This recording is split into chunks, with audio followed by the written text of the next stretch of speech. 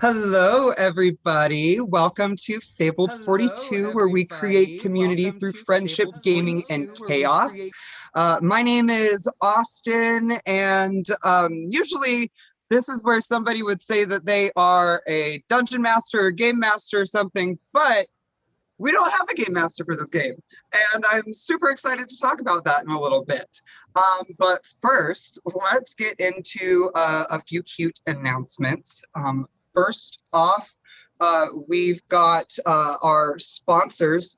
We've got Critical Dice, which if you love your shiny math clack clacks, you can get a good roll with our sponsored partner, Critical Dice. And if you enter in the discount code Fabled42 at checkout, you get 20% off all non-subscription items. So go check them out for all your wonderful dice making needs. Then anything three-dimensional on the network is always Griffin Co. based. We love Griffin Co. And we love our terrains and our minis here. So they always make the visuals pop. And if you enter in Fabled 42 at their checkout, you get a 22% discount. So definitely go check out our wonderful sponsors. Then we've also got all of our content on YouTube and wherever you can find podcasts. So all of this stuff is going to be there. We are also moving some of our shows. So the rollout, which was just on before this show, is moving to YouTube. We've got a lot of great content popping up on there. So go over there, give us a follow. I want to say you can type !YouTube into the chat, as well as checking out all of those fun podcasts if you've ever missed any content. Then, today we are so excited to be raising money for Trans Lifeline. Trans Lifeline is a fantastic organization that not only acts as a suicide hotline, but they also work to connect trans people to tons of resources that they need. So yeah, they're also, fun fact, one of the few suicide hotlines that will not automatically will not call 911 without your explicit consent. So, you know, as trans people, that is a big deal. So we love Trans Lifeline. They're an amazing resource, and we are so excited to be here and donating money to them tonight. So for every goal that we hit, which I believe is going to be like every $100, we're going to be doing a giveaway. Up next on our giveaway list, well, first off, I want to say, who was it? Mountain Taker? Was it Mountain Taker who won the first giveaway, the mid-show? Yes, congratulations on that. So we're going to be having more giveaways throughout the night as we get more donations. Also, super exciting, your donations are going to be matched. So up to $1,000. So yeah, donate. Up next on our raffle, we've got some D&D Beyond dice pigments. So that's going to be super duper exciting. So yeah, then we've got wonderful stuff throughout the week. As always, we've got tons and tons of shows. On Mondays at 6 p.m., we've got Legends of Shalgal with the prettiest DM, Diane. Wednesdays, it's Realms of Ukador with Chris solo, as well as Fridays, we've got Wizards of Ukador with a rotating cast with Chris. That's all part of his homebrew world of Ukador, which is super exciting. Saturday, we've got our Vault 42 with April Hill, our stiletto assassin. That is our homebrewed Fallout series. And then alternating Sundays, we've got a Middle-earth show, Shadow in the North, with Chris Sizemore. And then every Friday, Ronan Fox caps it all off with Fox Talks and chats with some of the players. So those are all of my announcements. Why don't we go around and introduce our lovely players? And I just got word that we are currently at 75% of our goal at 500. We've got a giveaway at 100. So if we hit that, then we can start the giveaway. So type !trans. Once we hit 100, that's what you're going to do.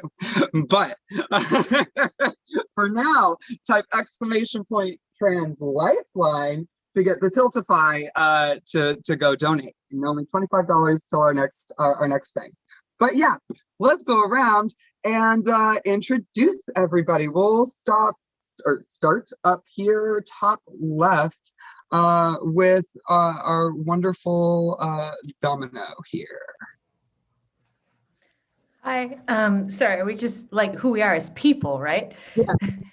Who we are as people right now, and then yeah, we're gonna give a cute little overview of the game because it's a little different. It is. I'm still not sure.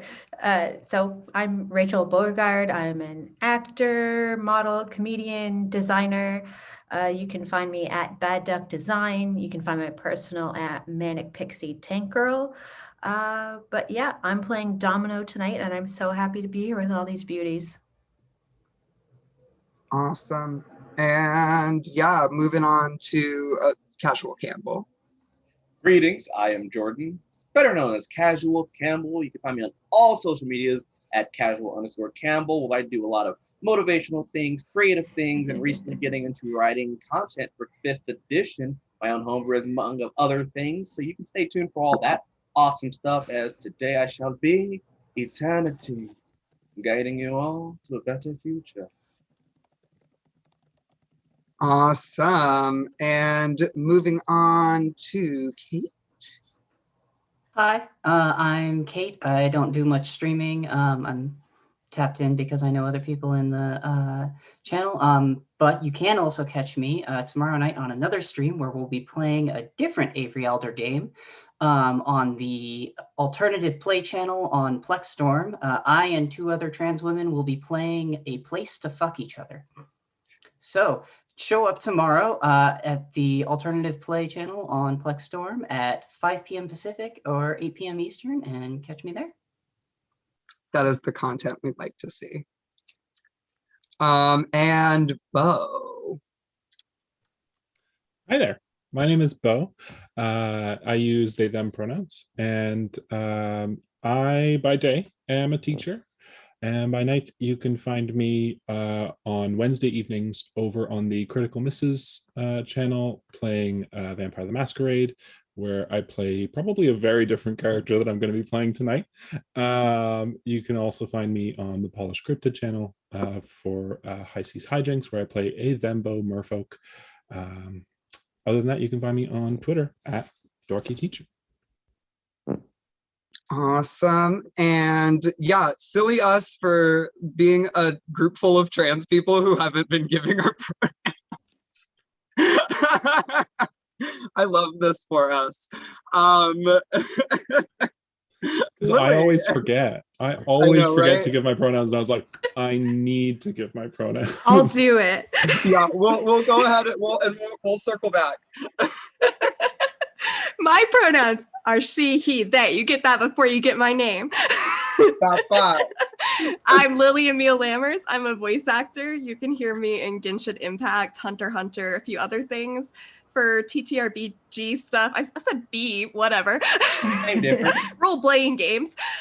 You can find me at Valorous Games at Valor Live, which is a really cool anime-themed TRPG, not a BG. And you can follow me on Instagram and Twitter at Lily Emile Lammers.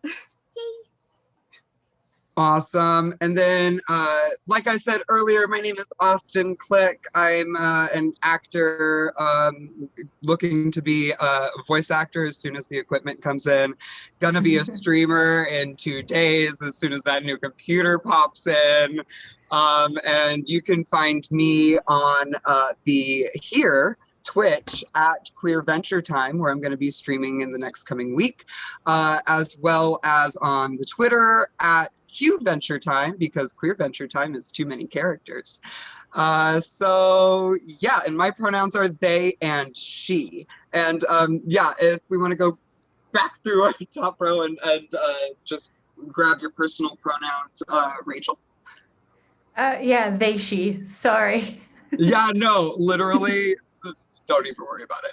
I'm a gender, so I don't even think about it.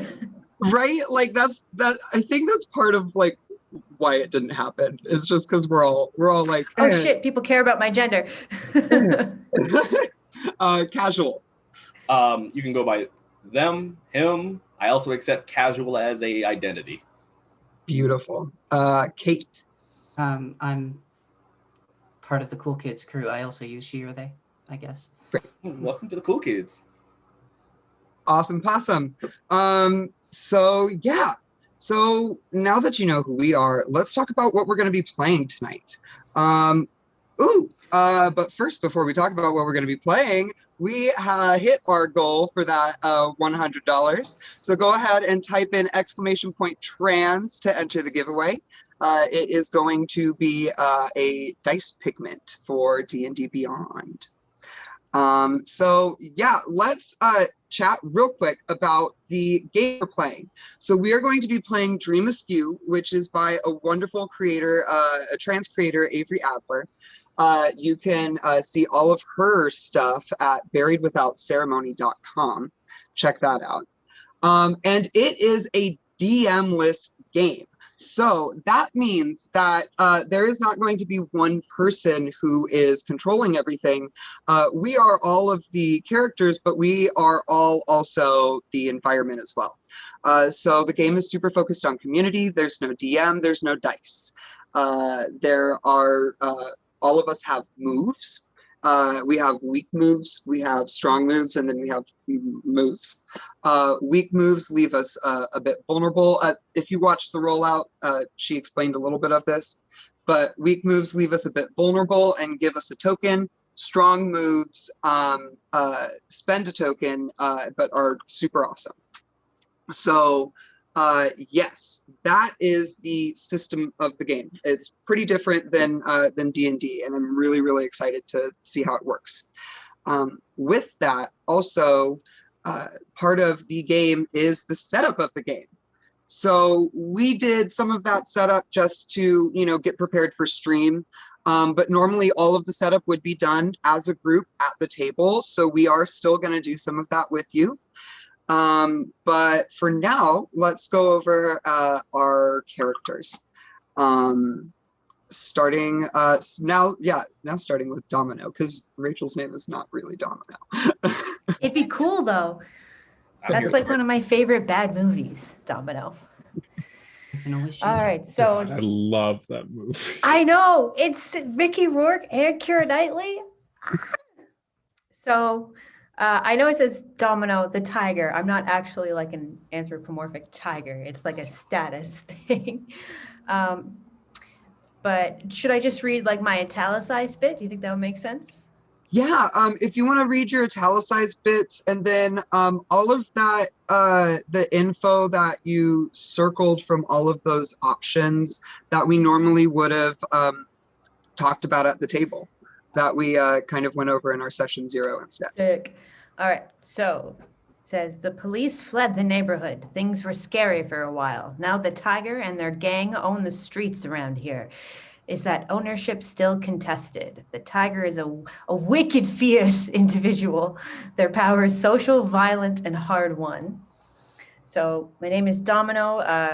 I've got face tattoos, have some arm tattoos. My actual gender is Domino is gargoyle, which we discussed and we were like, what does that even mean? So I guess I kind of interpret it as like, listen, even I don't know what I am. I am like kind of like an eldritch, like I'm an old gender from, the before times. My gang and I, we tend to wear a lot of suits. I'm a bit more casual at the moment because it's hot. my gang, we work with baseball bats and slingshots, so a lot of reloadable ammunition.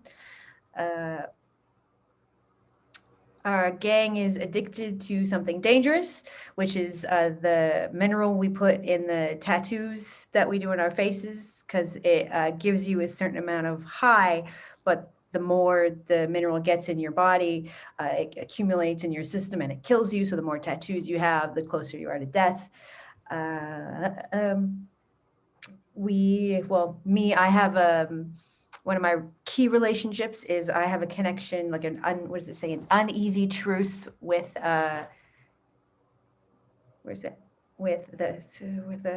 sorry, I can't read from this far away. The Wasteland Biker Pack. I have an uneasy truce with them. They help bring in the minerals for the tattoos. And yeah, that's all the ones we're going to be saying out loud, right? Mhm. Yeah. So that's it. I'm like we ran the cops out of town, but we're not cops. But it's kind of like a chaotic law situation. Awesome. Awesome. So going over, let's go to casual. All right, so I am Eternity. You will see the pronouns there are nem and nex. Actually pronounced neeks. It is from the term, my pronouns are nemesis and nexus. The torch is identified as an identity where routines and mundane knowledge crumble under the weight of the apocalypse, but the torch has answers.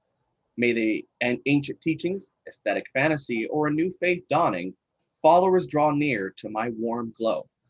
The torch is a compelling individual. Their power is spiritual, social, and mystical. Eternity is the name I was given, and my gender is predestined, meaning that whatever others have prescribed to do not fit me, for it is the nature of life itself that has told me who I am, and I am all that I need to be. I preach the faith of chaos and discourse in the world. I choose to wear the vestments of old, a perfectly tailored suit, to constrain my form and keep me on my path of true chaos, the ancient art, capitalism. I choose to be a chaos enforcement operative, better known as a CEO, and I teach the way of chaos in this land. Thank you. Austin, I think you're muted. I don't know if there's any more I need to do on that. And Kate. Hello. Tonight I will be playing Grip, whose pronouns are Z or here, or Z here, not Z or here. Z here, here's. I am going to be playing the Stitcher for our little community. Things break. Supplies run out. Bodies get wounded. The Stitcher is there, fixing, mending, making, repurposing.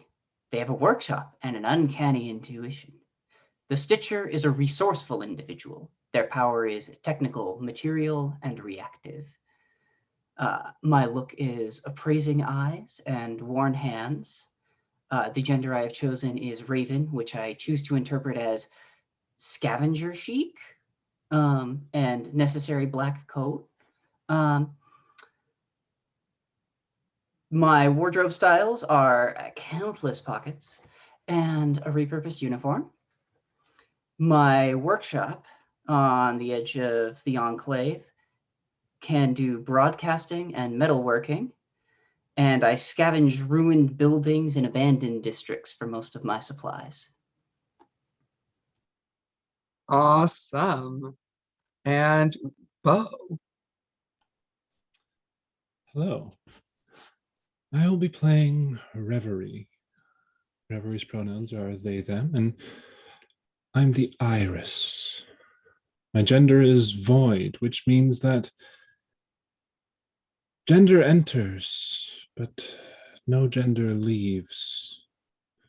I attract all genders towards me, take them in, and they disappear. I have a disfigured frame. The entire right side of my body has been ravaged by the psychic maelstrom and has been left lifeless. My eyes are luminous, glowing with a pale lavender light. I wear hoods and robes with a slender weapon carefully concealed within. My psychic gifts are shared dreams and storm sheltering.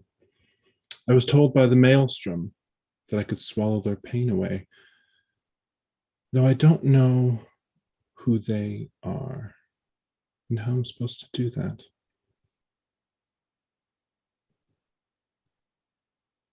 Awesome. And that leaves me with the arrival. So when society shoves you out, you don't really have time to process. You need food, shelter, friends. The arrival found their way to the enclave. Can they barter a measure of amnesty into a permanent home? The arrival is an individual in flux. Their power is contingent, technical, and suspect. So, my name is Bishop. My pronouns, or my gender is ambiguous, and my pronouns are they and them. I have a tired frame and trembling hands. I'm wearing shoplifted club clothes and anything else interesting that I could scrounge up. I knew about the enclave because I used to come here for some pretty epic parties. And I brought my concealed. Oh, did we skip Esme? Oh, shoot. Ah, shoot. No, we're gonna, okay. I can go last. We're saved the best for last. That's good. I brought my concealed knife and stolen money. Doing great. And my key relationships are the people I fled from and the first person here to make me a stiff drink. And then, yes, Lily. Yeah. Doing great. Starting off real strong. Hanging out. So I'm playing Esme the hawker. The market failed. The shops and restaurants and factories closed their doors. And into that void stepped the hawker, hustling and working odd jobs and pulling a livelihood out of the rubble of the apocalypse. The hawker is an industrious individual. Their power is material, social, and contingent. So like I said, my name is Esme, and my gender is high femme, and I use she, her pronouns. I have a warm face. I have a fresh manicure. I wish I did. Not in quarantine, honey. I know. I wear vintage formal with flawless makeup. I run a speakeasy that provides a venue, liquor, and nostalgia to people. My favorite currencies are cash up front and whispered secrets. That's it. Awesome. And then just got word, Valroop, you won the giveaway. And also we are starting another giveaway because we hit our $200 goal. So go ahead and type !trans in the chat again. Y'all doing great. We're going to raise so much money for trans people. Yeah, I'm so stoked. So now we're gonna finish the setup of the game, right? And so we still have the setting to dish out. So all of us get these characters, and then we also get the varied scarcities as well.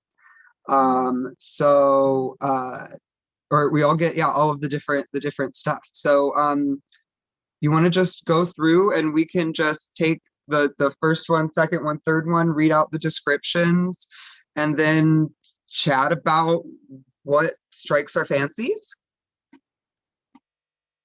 Awesome. So yeah, y'all probably at this point know the order better than I do, apparently. So you want to go ahead and start us off, Rachel, with the varied scarcities, and then yeah, casual will be we'll chat about the psychic maelstrom, and then so on. Very scarcities. Okay. Okay, sorry. Totally not So reading far. to prepare. Yeah, and I think just the little blurb in italics, Mhm. and then to give us a taste. There's no postal service, no municipal waste treatment, no reservoir operations manager to treat your water, no ecological impact survey team, no police, no road maintenance crew, and that means no refrigerated trucks hauling groceries into the area, no signal in the cell towers most days. The people who used to think about this stuff so you didn't have to, they're gone now. So that's like the loss of the city infrastructure. Nice. All right, and yeah, casual. So the psychic maelstrom. Yeah. I love reading, guys. Close your eyes. Open your brain. Something is wrong with the world. That something is the psychic maelstrom. It's just beyond our everyday perception, ever present and howling. It can offer guidance, protection, even flashes of brilliant inspiration. But it's hungry, and nobody knows what price it demands in return. All right. Yeah, I don't know about Reverie now. Excuse me. I was choking on some salt. I can't remember. And yeah, Kate, you want to do society intact? Perfect. The society intact. For some reason, we thought the collapse was going to hit everybody at the same time. But nothing happens like that, neatly, evenly. Civilization crumbles in waves, eroding the peripheries of good society. Apocalypse is only a distant nightmare for the privileged, a cautionary tale about what might happen to them if they should fall from the master's clutches. You'd be surprised what one of those people would do to keep their society intact. All right, and Bo, the digital realm. The digital realm. Everything we'd ever known or said was embedded somewhere inside it. Even though the digital realm was young, it was hard to remember back to the way of life was without it. It seemed as permanent as it was pervasive. Apocalypse pulled the digital realm to pieces. Networks fell into disconnect. Satellites blinked out. Computers were ripped apart and stripped of their precious metal content. But humans are wily and resourceful. They know how to salvage, repurpose, and rebuild. Maybe the digital realm still has a future. And Lily. Yeah. The outlying gangs. People had wildly differing ideas about what the collapse of law and order meant for their future. Some shuffled the mortal coil at the first real sign of real danger. Wow. Others took to the hills, equipped with water purifiers and dried goji berries. But some people stayed right where they were, armed and alert, ready to carve out an empire by whatever means necessary. Stop whatever you're doing. Crane your neck just a tiny bit. You can probably hear their roaring in the distance. And then the Earth itself. We built a new world upon its back, glass and steel stacked toward the heavens. We learned how to pull electricity out of every natural element, to mechanize, to automate. Some of us went whole days forgetting that anything existed outside our edifice. We wounded the Earth. We alienated ourselves from its touch and its harmonies. We broke holes in the sky. When it tried to warn us, we didn't listen. What now? Will apocalypse cement that alienation for all eternity, or finally bring us home?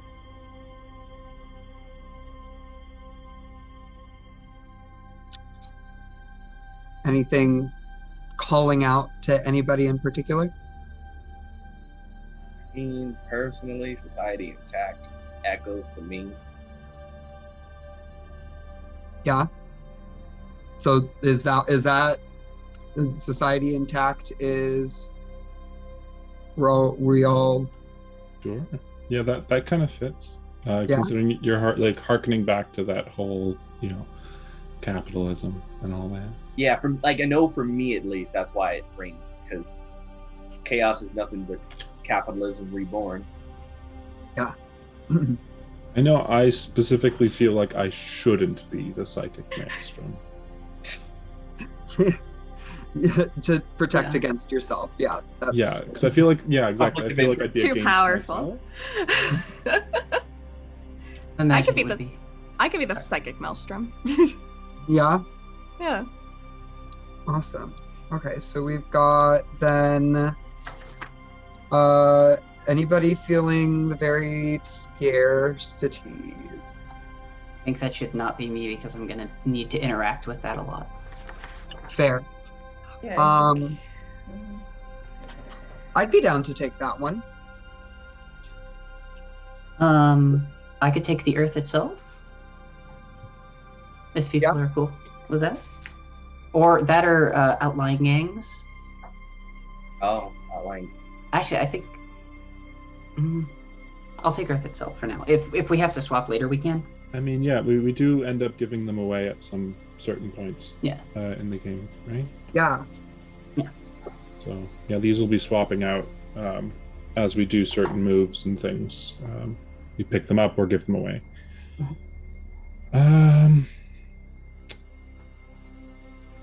I'll take the outlying gangs so that we kind of get some variety. Did anybody pick the psychic maelstrom yet? You did? Okay. Yeah. I think outlying gangs is left, or no? Is that what Grip But picked? we could switch. I think varied scarcities and Digital realm is left. Oh, Yeah, the digital realm is the only one that I'll be I the think- digital realm. Yeah. Yes. Awesome. So then with all of those, now we've got a few decisions to make. Mhm. Two desires For our for our setting, I think. Yeah. for the society or for like our setting portions, right? Mhm. doing the enclave sheet now. Yeah, and now we're on the enclave sheet. Yeah. Did everybody do key relationships? I feel like we might have. I think some of us didn't have key relationships yet. I know. I was told to I repeat have one. until we got here. Okay. Yeah, I thought we were gonna do that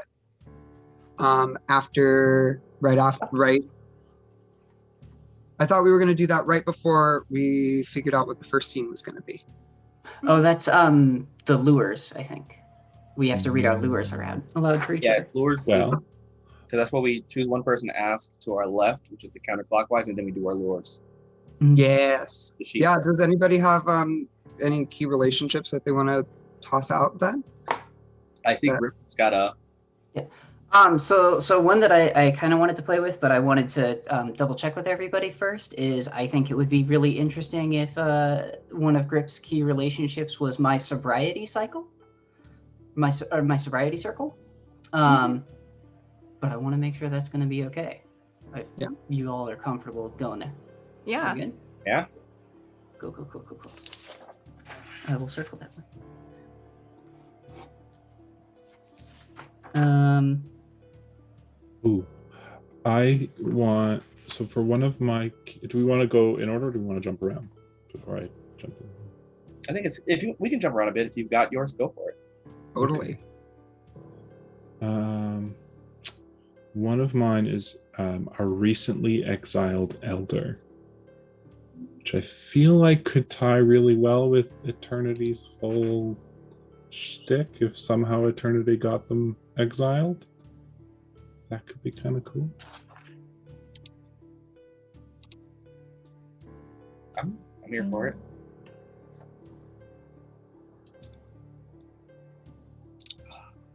And then,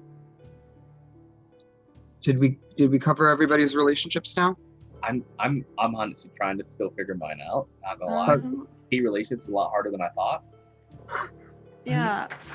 I have as one of my options the Wasteland Salvager who brings in what I need. And I know Grip has their sobriety circle, but I thought it would be interesting if Esme and Grip still got along. Like Grip brings Esme like the dehydrated lemons and Esme makes like the no alcohol drinks and stuff. Yeah, and I think I kind of wanted to pick sobriety circle so that we could like play with that sort of push and pull tension of you running a speakeasy.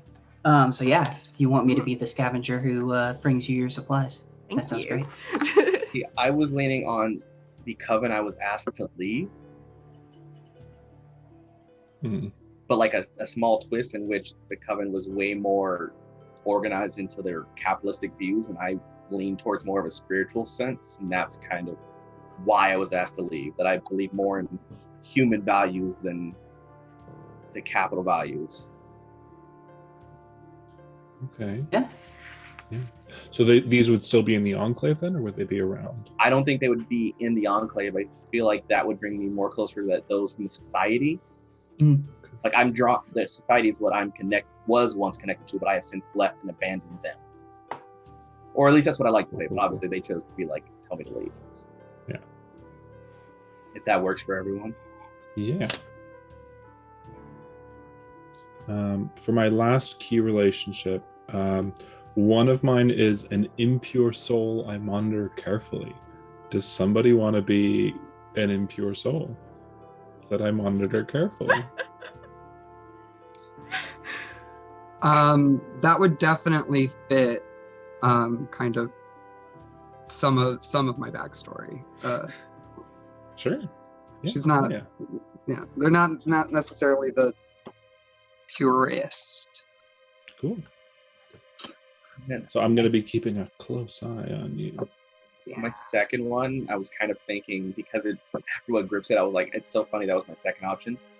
The herbalist who distills my tinctures, meaning my bartender, who helps me. The only way I have my true visions is when I let the essence of full chaos go over, which is, intoxication. So as long as everyone's okay with me having a small problem. I mean, it gets my character money. So. I have plenty of money from the society. I've got to fuel my habit. I don't judge. I totally realized that I didn't go over my key relationships either. I know, right? Doing great. But my first is definitely going to be the people I fled from, which is going to be a secret to your characters, but as players, for your purposes, as all of the other things, you would know that that's really rich parents that I am estranged from. So yeah, like they are not feeling the apocalypse. And then the first person in the enclave to offer me a stiff drink, which I think that is kind of leaning towards. We have a little group at the bar. Yeah. Yeah, we are going to have unless you end up coming to my church and came to one of my rituals, then technically we don't talk about that. Yeah, I mean, I like on one hand, like it's the apocalypse. We really shouldn't be shocked that everybody's congregating at the bar. The queers are congregating at the bar in the apocalypse. That sounds about right. Okay, I want to add one more key relationship because I have my Wasteland biker pack, but like they're not really present. So one of my options is my pastor. Could I put eternity in there? Like, welcome. Yeah. To the church. And it's not even like that I'm a part of your congregation. We're just kind of like bros. Oh yeah. And I'm like, you do your thing, man. Look at you. Yep. Here's your drink. Engage in the ritual. Have some fun, and then be on your way. And with you as well. I'm here for it. Yes. All right, and we've all got our character stuff. I believe we all have our relationships now, right? Ah, sorry. We've made our fun relation. I have my herbalist. At least that's what I like to call her. And Yes, Old my friend. bro CEO. then My non-follower friend. while we've been doing this, have we been thinking about our desires for our setting pieces? Oh, 100%. Yeah. Yeah, absolutely. Yeah. Why don't you go first? I don't know. That's why I was asking you. No, let's see. I've got choice paralysis. Make me choose something under pressure, please. Honestly, that helps. If you want a second, I can fill. wait, what's the question? I missed the question. So Choosing the desires for your setting. So on the setting that you got, you also have to circle 2 desires. You have to choose 2 of those. It's like the feeling of the land that I picked you're mine. in. Oh, I actually did do that. I was more prepared. I picked mine as soon as you told me what setting I was doing. I picked the desires immediately. Yeah, I was setting, not the character, overconfident. I didn't. I was I deflecting. Y'all wanna go for it then? I mean, I'm ready. Yeah, do it to it. So like, it's the desires for like, because I'm society intact, those desires, right? Yeah. So I was going with the idea of profit eternal and self-preservation. Nice. Love it. Yeah, totally. That's the idea behind that. Is more money means we can never fall. We can build bigger towers, bigger walls, and keep people further away. That white picket fence has guns on it. As the digital realm, my desires are going to be trafficked secrets and to reinvent the world in its image. Okay, Ultron. I have a question. Yes. I have an answer. So how we pass these around, right? Do those desires stay? Yeah. Okay. I'm gonna have to pay better attention. Would you mind repeating your desires for me? It's fine, because when we get back to it, I'll remind you again anyway. Yeah. Yeah. We can remind each other if you get each other's cards. I'm writing down mine. Yeah. Yes. It's profit eternal and self-preservation for society intact if you still wanted it. Society intact. Put it in the chat. Oh, we have a chat, look at guys. We have a you. chat. Oh, what's that? Some of us are smart people. I have a sticky note, so. I'm highlighting the pen and PDF. paper. Oh, look at you, I Greg. have, Old school. yeah. I am from the Society Intact. I still use computers. I have sticky notes. Real quick, before we do more decision making, Death by Snoo Snoo, you won that giveaway. So go ahead, if you win giveaways, hop into our Discord, message Chris Solo in the Discord, and he's going to get you all squared away with your wonderful gifts. And next up is going to be we are $80 to the next giveaway. And yeah, with that, I think I've made the decisions. Yeah. Go for All it. right. So the varied scarcities, I think the biggest thing for me is really the first 2, competition and paranoia. They really struck me right off the bat.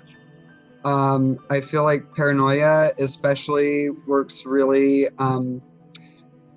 in tandem with the self-preservation bit too. That Casual just chose. And competition too, to be fair. Yeah. For the Maelstrom, I chose human dependence and to be ushered into the world forever. Okay, Dormammu. That feels like it leads in well to what I circled on the Earth itself, which is the fall of man and to be reborn in fire. Okay, We Apocalypse. can work together. Everything's trying to take over the world, I see. These grand forces just trying to destroy everything. I don't know about you, but I'm all for it. That sounds like chaos. Meanwhile, I love it. It's really interesting. I feel like we've definitely got a few different like little chunks to explore already. And the outlying gangs, I think, is left. yes, the outlying So- things. So I chose unspoken fealty and somewhere safe to sleep. So these are like a gang of people who they're so bonded to one another, like they're together, they're like family, just coming together to find themselves, to find a home, a place to be in this crazy, crazy world. I love it. I'd cry if it wouldn't make my face run. I mean, go for it. Yeah, I'm like We love the drama. Yeah, not right now. I need to cry, but this foundation's $40. Those are queer issues. Let's talk about it. Oh, nothing. Sorry. So that's all of our settings set up. Yes. Then back to that first, the enclave. I know we already drew out a fun map. We did our visuals and no, we haven't done our visuals and the things that are in the enclave. So there's a fun big old list. Mm-hmm. Got 3 to 5 visuals. We've got I'll go ahead and read them aloud for everybody. An abandoned complex, individual homes, shanties and tents, a bustling market, overgrowth, glass and concrete, swamp, reclaimed green space, community gardens, tunnels, moldy tarps, rust, quietude, wreckage, wilds, blockades, squalor, outdoor kitchens, shrines, splendor, high rises, heavy industry, a train station, trailers, bonfires, remnants of war, the ocean, wastelands, scrub, flooding, mutant plants blooming, farmland, raging parties, piles of trash, eerie warning signs, running water, repurposed plastics, and coarse fibers. So we've got a few things to choose from. I have an idea. I'd like to suggest either shrines or high rises. I have a fun idea. That terrifies me. Please provide it to us. About Can we pick a train station? There's in the map, there's a train station there. There is. And call it the Trans Lifeline. You use a smart one. So so that means that every time we reference the train, talk about the train, go on the train, that means that somebody needs to enter in the info for the Tiltify in the chat. That's right. I'm giving someone else a lot of work. Yeah, exactly. I'm sitting here with my finger in front of my phone so it doesn't slide and like cut off half my chin. I can't type. So we've got trains, and I personally lean a bit more towards shrines and a bit away from high rise, which is fine. Shrines. We can say that all those ugly condos burned down. We can, right? Yeah. Except for the one that's only mostly burned down. I really, really love community gardens. Oh yeah. And outdoor kitchens. We could do that. Yeah. I thought that said 3. It's 3 to 5. Hell yes. Pick all of them. Yes. Yeah. No. Whenever it says, can you pick more? I'm always like, yes, please. Community gardens. Cool. I feel like Bishop's backstory implies raging parties. Yes. If you Yeah. wanna- Well, that I totally that can totally be like a thing of the before times too. Which like, you know, that's why that was my initial thought, but my second thought was like it'd be really, really interesting to no longer have this be the party area and me going to what I remembered as the party area, and that's really something interesting to explore. Yeah, I think like Esme in the Speakeasy has what are raging parties, but they are raging 20s parties. Especially since I will also say that Eternity's rituals can be described as parties. I'm putting Okay. labels on the map. You gotta say it like that. Please. Why you gotta say it like that? Because I'm not allowed to describe the rituals yet, I don't think. I don't know when I'm allowed to, but I'm holding on to this ritual. Okay. So we've got our community gardens, our outdoor kitchens, our shrines, our The trans lifeline, yes. right, Yes. the train station. Donate. Is that all we want, or do we want another one in there? I mean, that's Can you 5, read them but do we off? want to add? There's such a long list. I know, right? There's so many good options. Is that not 5, though? Well, Community gardens, Well, outdoor kitchens, that's- shrines, train station, raging parties. oh, well, technically we need I feel like because of the region, we need the abandoned complex. Mm. Yeah, that's. We're I'm gonna not put- doing raging parties. Also, I thought Yeah. we're having Oh. raging parties. Yes. Oh, Yeah. okay, my bad. Yes, Bad. they're not Yeah. actually part of the visual, they're part of the ritual. So I feel like the So we have- abandoned complex is our community center. Where Yeah. we Yeah. do a lot of our gathering and our holding and where some people have speeches, some people have sermons, whatever it is, it's where we gather away from the elements. Nice. Yeah. It's So the visual of what we drew. Yeah, yeah. I'm putting the labels on the map right now. Oh, I love that. I love that. Yeah. No, the wonderful Rachel drew a really great map for us, and like for all y'all, it's kind of we're basing it. I was gonna say loosely, but it's not that loose. No, We're it's pretty that's much where it is. basing it- We're basing it on Toronto. You know, a cute little coastal city, Cute Coastal. little coastal city. or coastal Waterfront. We're not Waterfront. waterfront coastal. city. It's coastal on a lake. I would call Chicago coastal, y'all. Don't. Chicago, Toronto. It's the same if you ask a director. I'm a California kid. Anything that has water is coastal to me. Yeah. It's the area around the CN Tower, if you're familiar with Toronto. Yeah, the harborfront. Taranto. See, Beautiful Harborfront. Harborfront. How Harborfront. could- that just screams coastal to me. Oh, I was thinking, there is an actual Toronto, which, you know, it might have burned down in the apocalypse or whatever, but there is a brew pub in that area that is drawn on the map, like already set up, so you could be like A brew pub?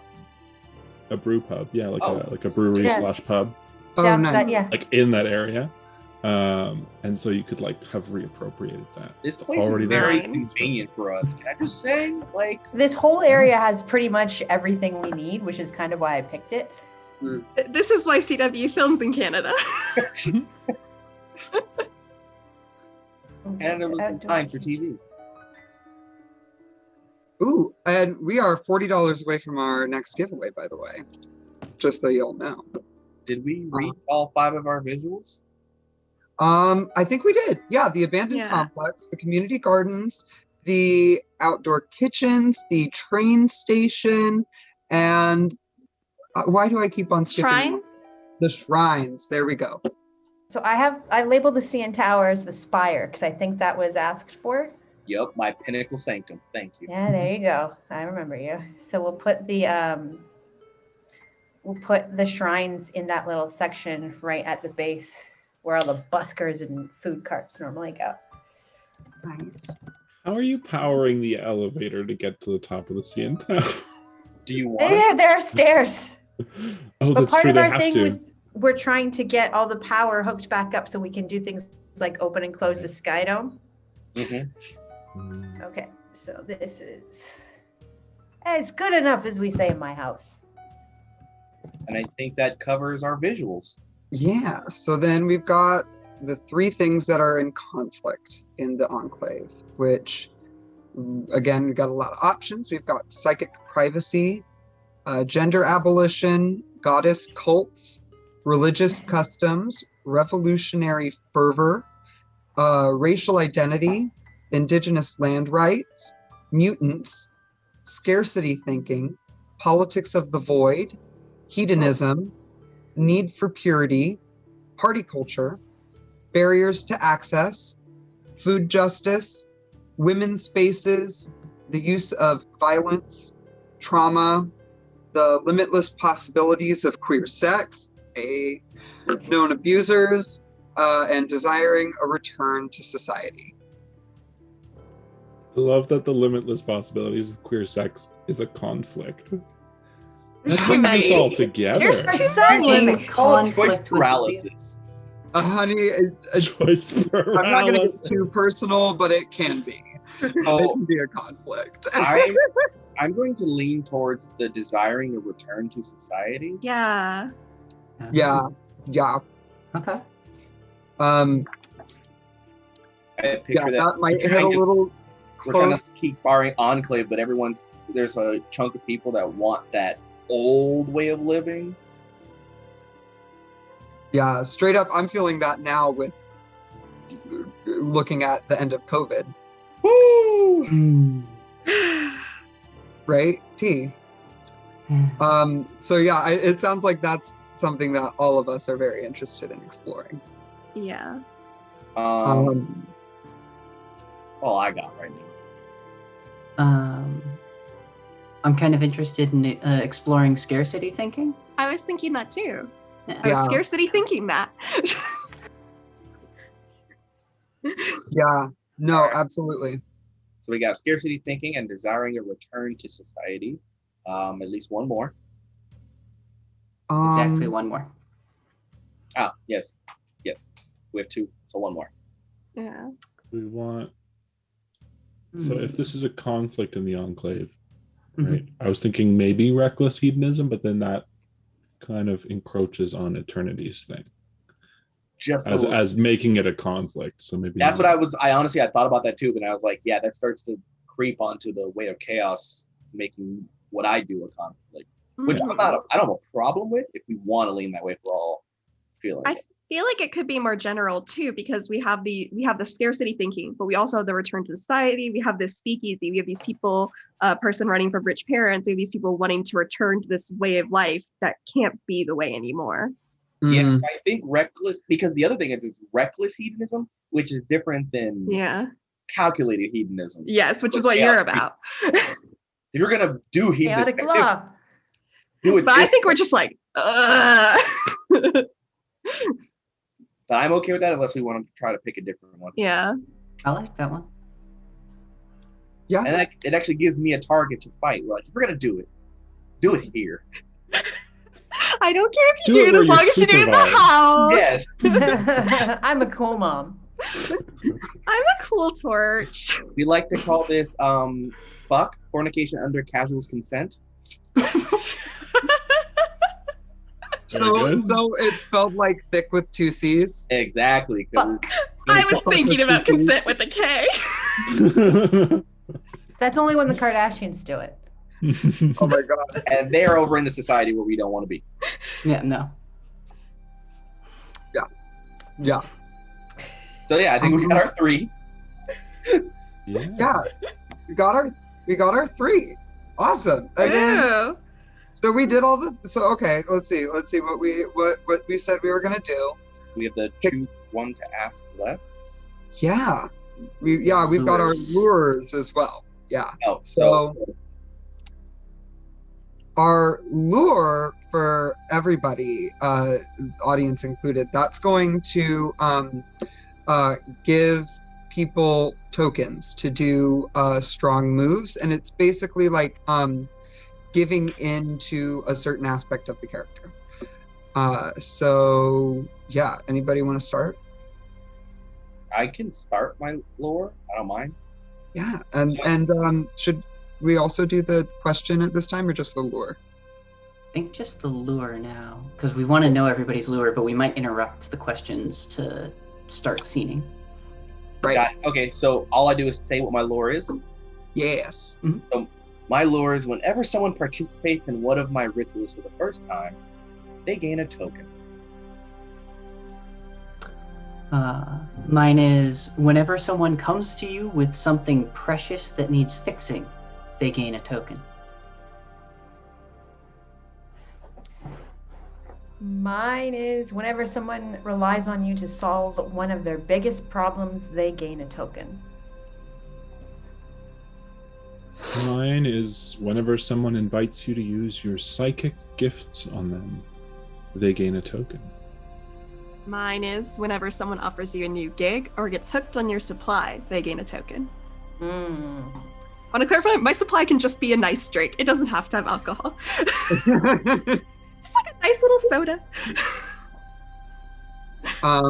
Mine is whenever someone gives you an opportunity to prove yourself to the community, they gain a token.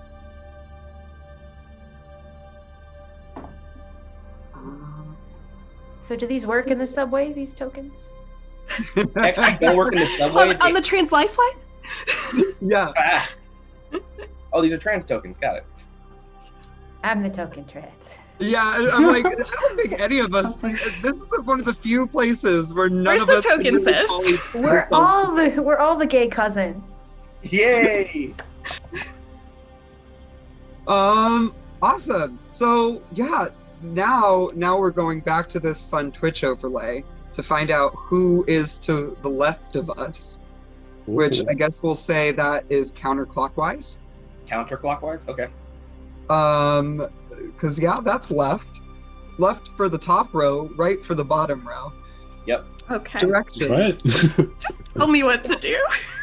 Yep. Who So started? yeah, Rachel, you want to go ahead or Domino, you want to go ahead and ask Reverie your question.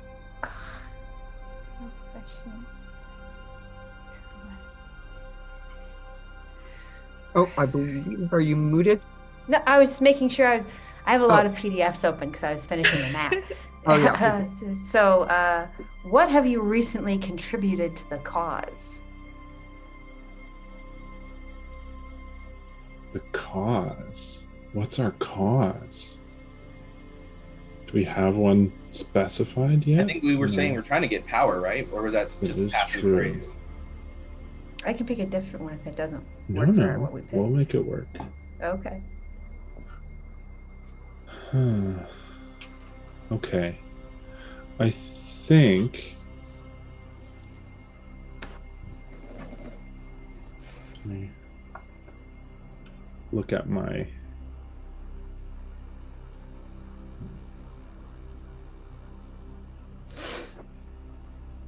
You're in my city now. So, I think using one of my key relationships of our recently exiled elder, who needs a name still. We'll figure that out in a second. Yeah, who's in charge?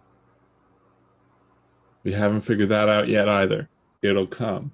I have arrived. So, I like the idea that that elder that was exiled maybe was controlling the power supply and was like being extortionate with it, and that's why they were exiled, maybe. And so I did say that eternity had a hand in it, So maybe Eternity didn't like how they were extorting, because it sounds like extortion is not outside of Eternity's, Let me refer ball to court. my corporate, chaotic pamphlet. Nope, it's allowed. It's allowed. Okay, great. So maybe Eternity was not okay, or at least not being a part of it and involved, and so got rid of the Elder, but with it, they took access to the power supply. And so I have been liaising, if that's a word, with the Elder to try and kind of bring that back, taking them through dreamscapes, trying to get them to reconcile themselves with the idea of exile, and while still providing a space for our enclave. So we're kind of leaning towards that at least one of the previous elders has been exiled due to activities that Eternity may or may not have been involved with. May or may not. It's entirely up to you. I am definitely involved. I don't know what you're talking about. I'm here for it. All right. And if anybody feels the want to dive into one of these scenes, then yeah, let us know.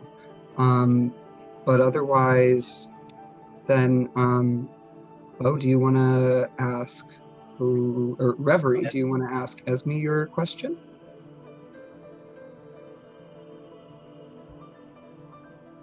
Esme? Yes? What secret did I learn about you yesterday? Oh, that's a fun one.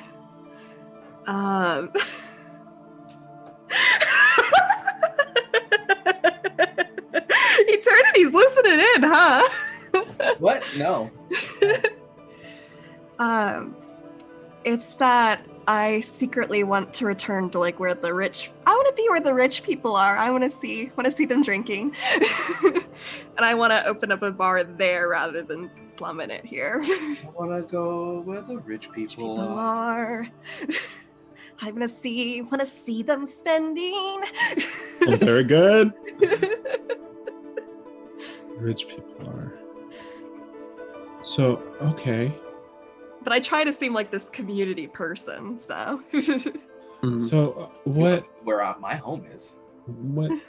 What is it about what these rich people have that we don't have here that's not good enough? They have nice things and nice clothing and makeup and alcohol and muddled mint and stuff. Yeah, but we have each other. We have this community. We have all of these people who love and support one another. Sometimes you want more. But what happens when you get more? I guess I'll find out. But doesn't getting more just lead to wanting more? More is not a goal. More is a journey, but it's not a... Well, I would say I have a pretty concrete goal, which is to get there. Then we'll see from there.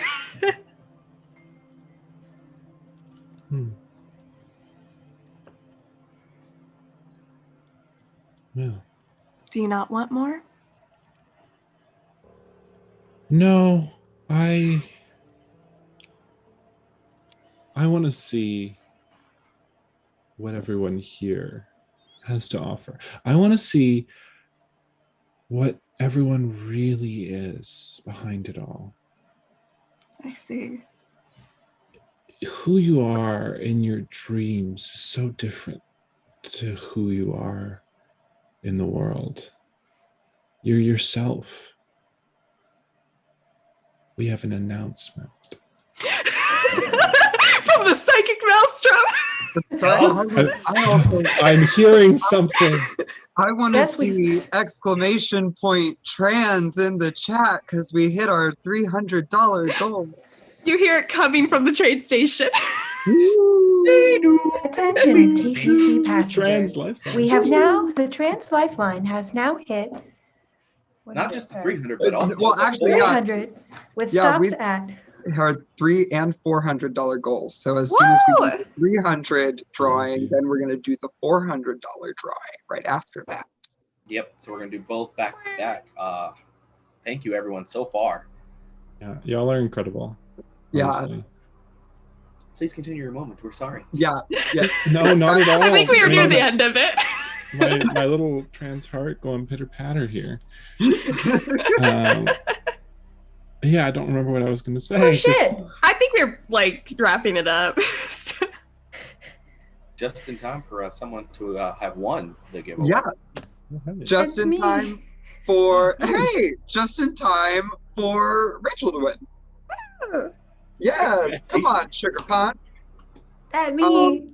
And then go ahead and do that exclamation point trans again for the $400. I need to start entering these damn things. What the hell am I doing? Not entering them. I know, no. I didn't win the I don't thing think I I'm gave, signed did in I? on Twitch. Oh, I am. I am signed in on Twitch. I could do this. Yes, exclamation point X and exclamations trans. Yes. Love it. Awesome. Okay. Oh my god. Oh my god. We hit the 500 too while we're hanging out. We didn't have to do anything. We did all this You are We fixed reading. the electricity, y'all. We just had to Whoa. show up.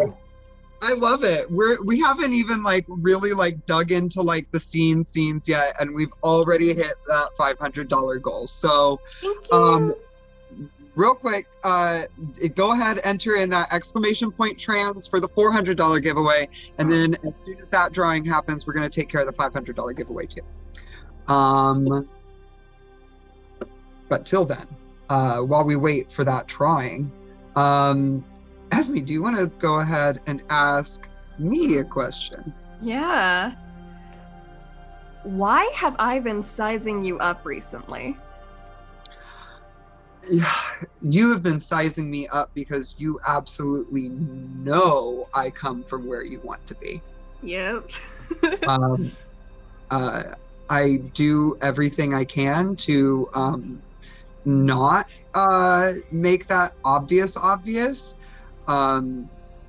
but you 100% with your knowledge of people and dealing with people. You asked for this alcohol that's $1 million that no one has.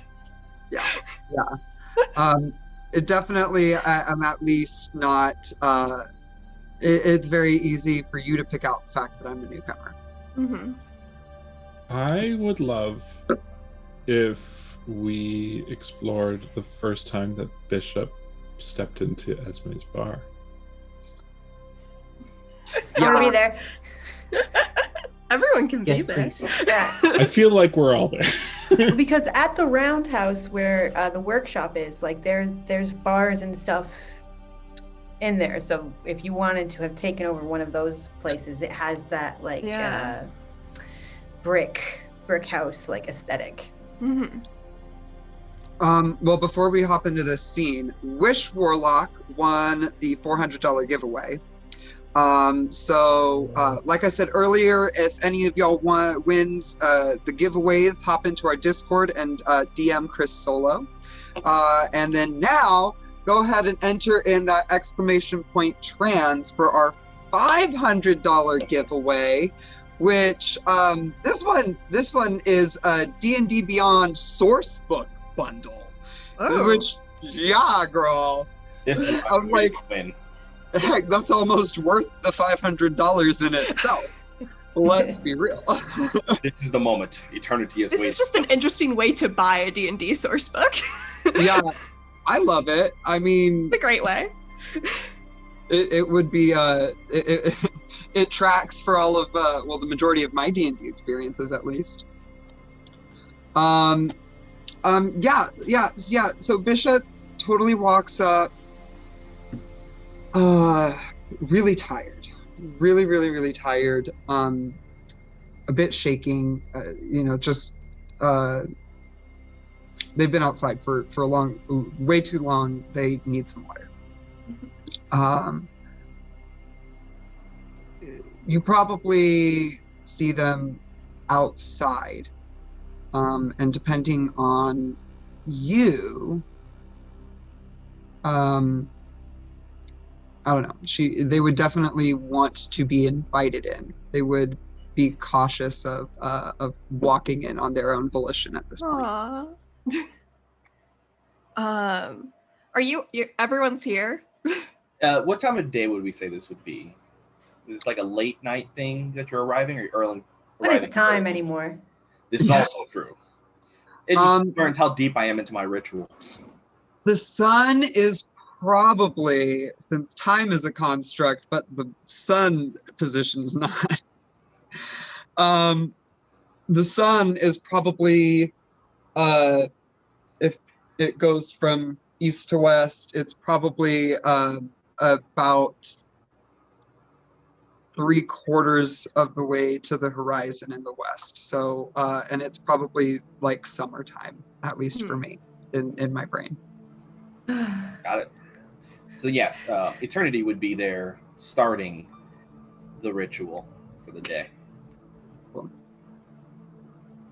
And yeah, I'm hanging out on the street in a long coat, a short dress that says glam on it. And really cute high heels. Hell yes. I feel like someone, like maybe Domino, would have pointed out to Esme that there's like, hey, there's someone like sort of like. Yeah. I think Domino has like that kind of John Constantine vibe of knowing everybody. Yes. And not necessarily being well liked, but just like they are what they are. Mm-hmm. So like he probably, come in having some sort of black market cigarette and like flick it outside and then walking inside and be like, a new face out there. I don't know. You mean someone got a new face, or who's out here getting new faces? No. Times we may choose to change who we are, and that does include who we seem to be. Exactly. Do you say anything like normal? Like there's a new person outside, you wanted me to bring them in? Like they look scared. Maybe I should bring them in. I feel like if you go, they might think they're in trouble. Well, they could just be loitering, and in that case, I can move them if you want. I mean, I'm just saying. If you wish, I'll signal for you. Of course. You want me to watch the bar while you go get them? Or? It'll be 1 second. All right, I'll stand here. You can watch it. Okay. I grab like a lemonade and go outside. Hey. As soon as the door opens, like I'm kind of like standing against the wall, like leaning up against it, just kind of like scanning around. And as soon as I hear the door, it totally startles me. Esme laughs too. Hey. Oh, hi. Sorry. I'm okay to be here, right? Yeah, I mean, you're not loitering, are you? Because then we do have a problem. I do have to get someone involved. I promised.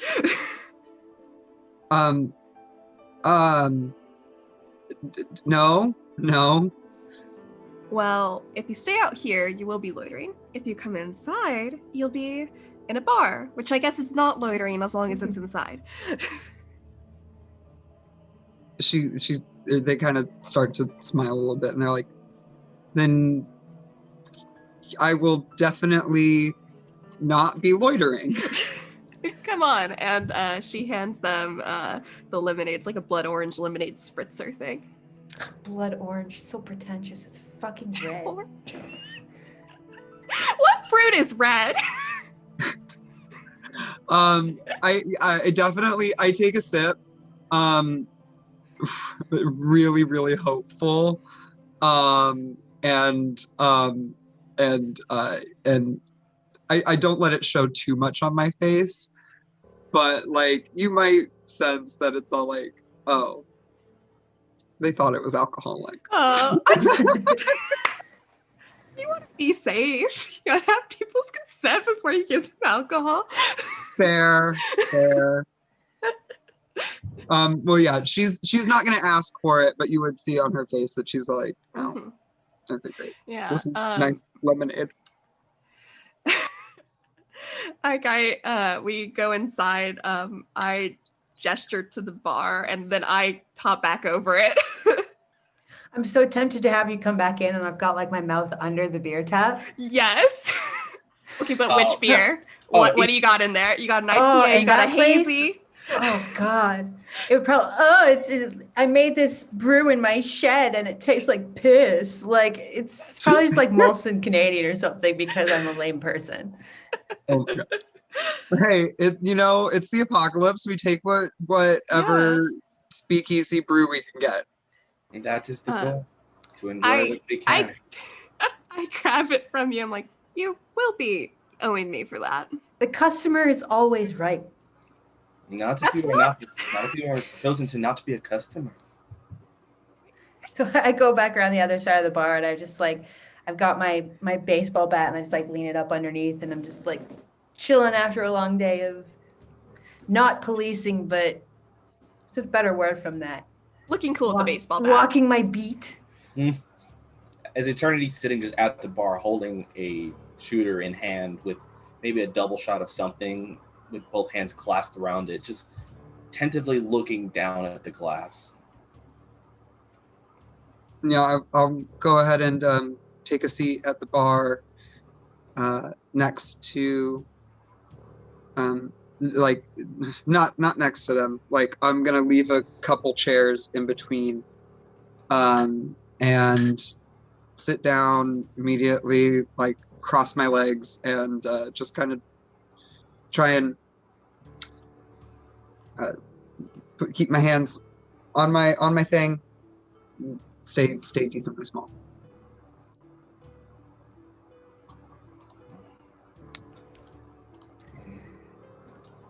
I assume this is the new one you spoke of, Domino. Do they have a nose? Like on the face? They have a nose and eyes and stuff? I just look directly at you and I'm like, yeah, that's the one. Yes, that's the one. You were out there and now you're in here. You're not a stranger anymore. Then yeah. Welcome to your new home, I suppose, if you're believing to stay.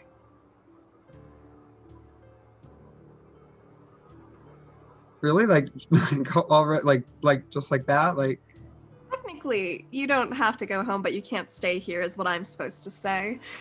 But right now you can stay here. Reverie is going to walk probably from some corner that they were nursing a drink, all flowing robes and hoods, and extend their hand and say, hi. Unlike some people, I know how to be polite and introduce myself. My name is Reverie. What's yours? Bishop. It's really nice to meet all of you. Take caution, Bishop. Reverie is known to charm even the most devious of individuals.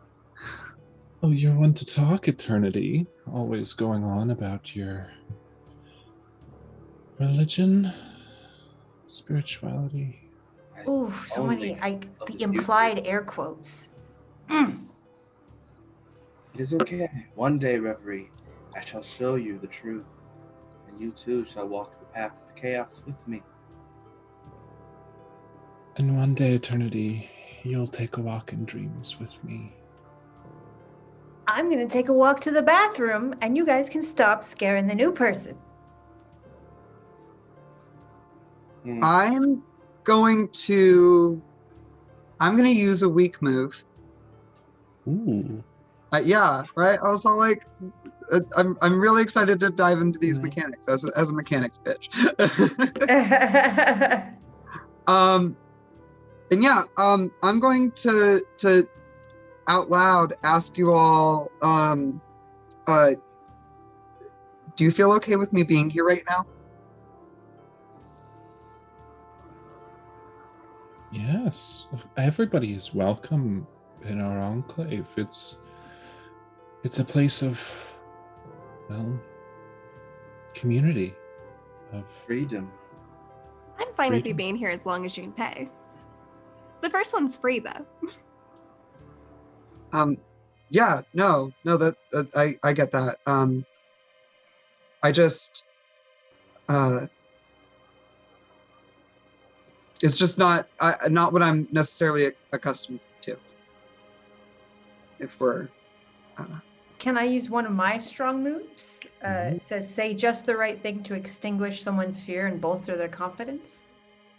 you have a token to spend. Oh, I didn't see that. It's a Mhm. gray. I will use my regular see. move to share food or advice with someone, as eternity will step closer. Bishop, the one thing we've learned in these times is that we make family with those we choose.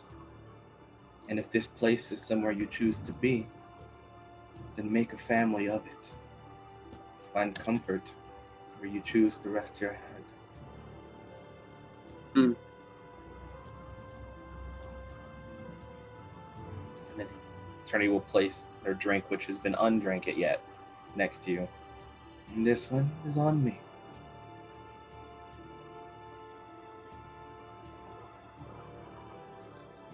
yeah, I'm gonna go ahead and just kind of. It's a lot for Bishop to take in right now because Bishop's kind of been through a lot in a pretty short amount of time, and to be welcomed with such open arms so unexpectedly.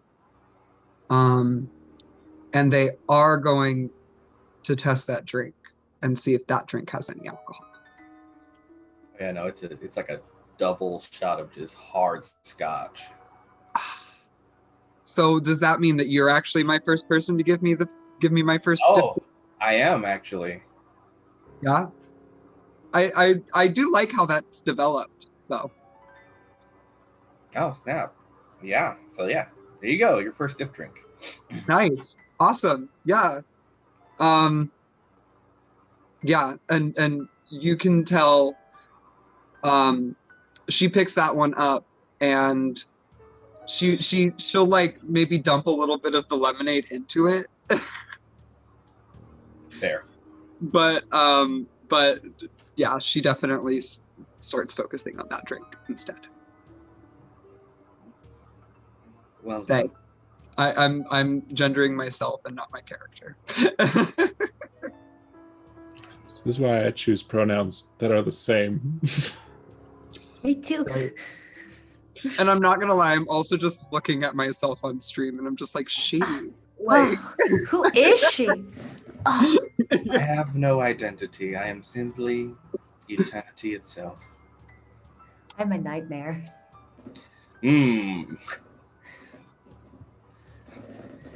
I believe that. An eternity will go back to eternity's seat and settle. nice. Yeah. I would definitely I'd stay and hang out and nurse my drink a bit. But that is probably Your first time entering. yeah, you'd learn more about me. I would not tell you all about my past though. That would be a secret. I saw in our chat, I'm trying to not touch my phone so it doesn't move on me. Yeah, we should be taking our mid-show break soon. Oh. We have about Okay, 10 good. minutes still, according to this timestamp. Yeah. Awesome. So then I will go ahead and ask my question to Grip then. Go for it. Grip, why do you wish I had never arrived? Oh, That is wow. the timing? Because, so to clarify, that previous scene I was envisioning, the light was still up. Grip's in here workshop while the light's up. Missed your arrival entirely. I don't want to go back. I don't want to go back at all. And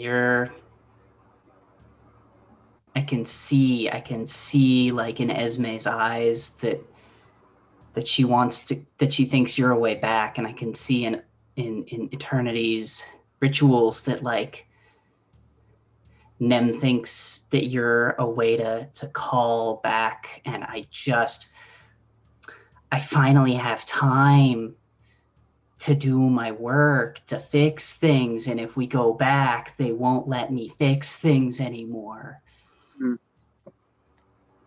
I don't want to go back.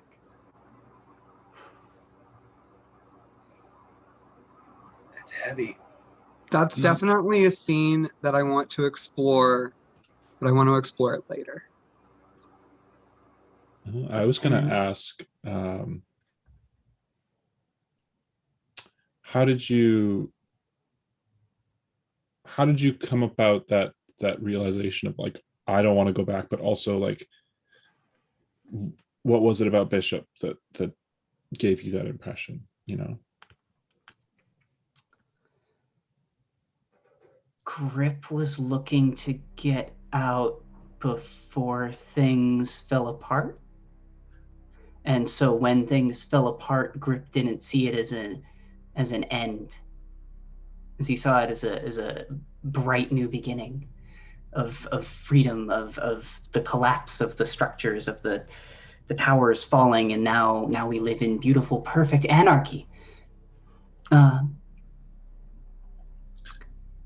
And I think Z didn't figure it out from Domino. I think Z figured it out by doing a run for Esme, and Esme mentioning a few things, or for the way Eternity seemed to be paying attention to Bishop.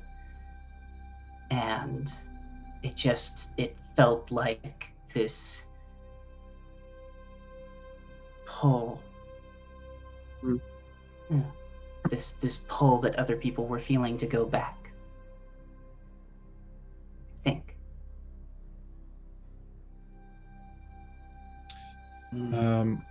To that then, I would like to use my regular move to, while you're doing that, Sure. just stare into your eyes without blinking the whole time.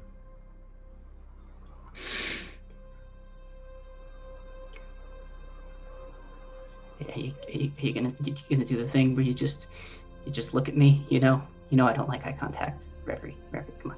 Reverie. You can see kind of the glow in Reverie's eyes is just kind of shimmering ever so slightly. Okay. Thanks, Reverie. I'm trying to quit the maelstrom. Trying to not do.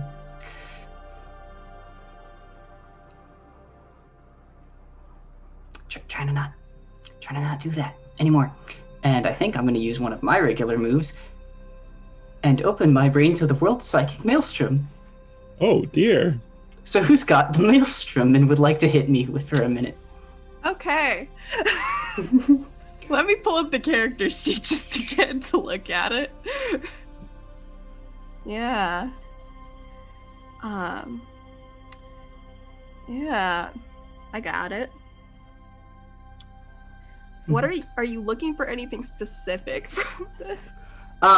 So the scene that it sounds like is happening is Grip has been hanging out in the bar at a different point in time and watching how perhaps we rewrite how the things have going, and we continue that previous scene, and Grip wasn't present because Grip was sitting in the back with her sobriety circle giving the newcomer some space.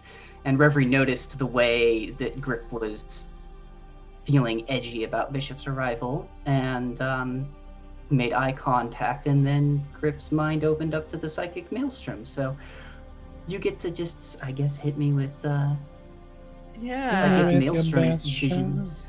That's where we have the human dependence and to be ushered into the world forever. Yeah. So it's sort of entering into this sensory experience, apparently, and it looks like we can sort of build that together.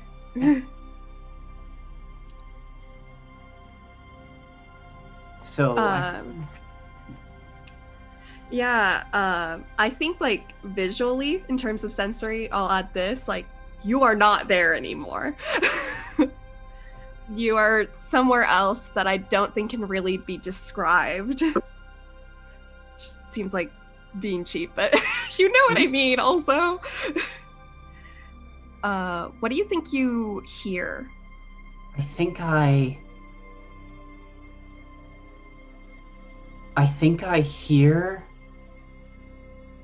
the clink of money, of coins hitting counters.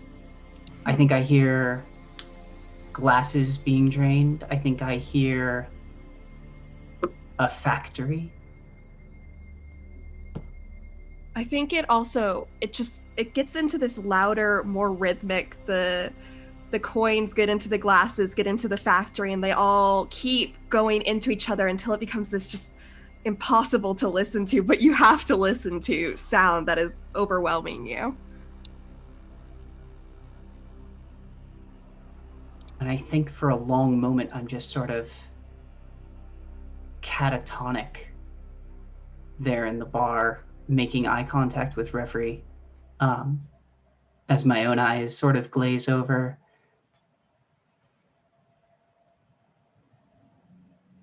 I was, if I can, reach out and take your hand quietly. I grab it like a lifeline, like somebody who's drowning and needs something to stay afloat. I can take that away for you if you like. Can you make it go away forever, or just quiet it for now? It doesn't go away. That's something I can't do, but a little respite, a moment away. Yeah, please. Please. Please. And I'm going to put my hand behind, grip by the back of the head and pull them close, lean my forehead against Here's and stare. And as you're watching Reverie's eyes, the glow overpowers everything you can see. And you fall deep, deep into their eyes. And that lavender is so nice, calm, relaxing. The noise starts to fade as I use the regular move to use my psychic gifts with unexpected side effects. So this is going to keep going. If somebody wants to give me a side effect. I think that's the Maelstrom's job. Okay. However, you do get a token because you invited me to use the psychic gift. I think I've got an interesting choice. That doesn't involve the psychic maelstrom. Has the unexpected side Thank you. effect. Yeah, no, it's okay. Sorry. So while you are, while you two are linked in this psychic bond, attempting to quiet the maelstrom going on in your head, there is still a maelstrom happening outside in the world. As you both are completely enwrapped in each other, there is a decently young child who runs up. And are y'all in your shop or in the I think bar? we're in the bar. Yeah. Bar. I moved me. Yeah, and somebody in the bar, a decently young person, they probably snuck in, comes up and pickpockets both of you. And Can I takes catch some them? of I don't know. Can I catch the pickpockets? Like not in the act, but like on their way out the door. Can I like take what they took? You can definitely try. Do you have a move for it? Do you have a specific move for it, or is it just like a narrative? Oh, I have make an example out of someone. Ooh, that could be fun. This just got intense. It doesn't say like how severe and in front of how many people. It could just be like make an example of him to hit like this, because I'm assuming this is very like Oliver Twist kind of kids. Yeah, definitely. If you catch a good glimpse of this kid, they are totally dusty, raggedy clothes. They probably just came to the enclave as well. Found themselves there, scavenged their way there. Because I have make an example of someone, but I also have give something away. Like they're both regular moves. So what I could do is like if they're trying to like run out the side or like casually, when you're not really running, like that half run you do when you're crossing the street, like trying not to look, don't be suspicious. Don't. But like this is my town and this is, these are my people. So I want to like grab one of the kids like by the shirt as they get outside the door and just be like, hey, what do you think you're doing? And just like take half of what they took, give them the half, and then like give them like a gentle kick in the ass and just be like, next time stay out of my bar and don't get caught. The kids just look up at you with really big brown eyes, and they are completely shocked. First off, that they were caught. Second off, that you're letting them go. And third off, that you're letting them go with some of the money that they stole.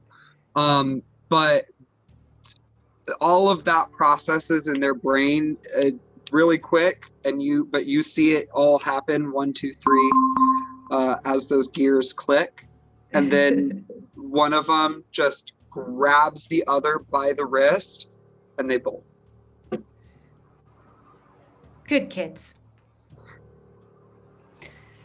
And that seems like a good place to take a fun little break. Yeah. Awesome. So G-Dubs won our $500 giveaway. Yay, G-Dubs, our good friend of the network.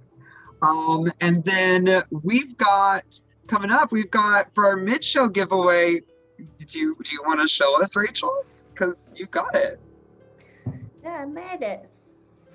Yeah, it's a whole ass homemade dice bag. In the color that I affectionately called gay camo. It was given to me and told, oh, this is so ugly. And I'm like, I'm going to make the ugliest fucking thing you've ever seen. But it's so beautiful. It holds approximately 12 sets of dice. Not that I would know personally. I certainly don't have that many. Allegedly. Awesome. So if you want a wonderful gay camo dice bag that can hold allegedly 12 sets of dice. That's what I hear. That's what we've heard. Exclamation point trans as I type it out myself in the chat. Ferrix, or Lane, we all know the answer to that, baby. Yeah, we're gonna take a fun little break. We're gonna be back in about 15 minutes. Our next donation goal is at $7.50, so keep on doing that. We're doing that all night. But yeah, we'll be back. Before we go, I do just want to talk for a second about Trans Lifeline, because that is the charity that we're supporting, right? So Yes. we're supporting Trans Lifeline. It's an incredible charity. Basically, they're trying to connect trans people to the community support and resources that they need to survive and thrive, where trans people can have connection, economic security, and care everyone needs and deserves, free of prisons and police. They're an incredible, like I said, incredible charity, and every little bit that you give helps someone in need. So if you can do that, if you have the means, to donate, we would love it if you could.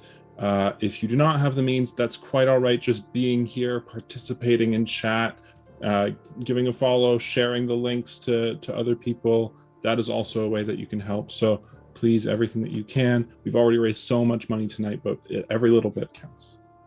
And don't forget, every dollar that you donate is going to be matched tonight up to 1,000. So right now that number says 510, but that 510 is going to go even higher, and right now it's at 11 something, math 10 something, and then it's going to go all the way up to 2,000 by the end of the night. We believe in you. Yep, we speak it into existence. That's right. And now we're gonna speak a break into existence. So with that, we'll see y'all in 15 minutes.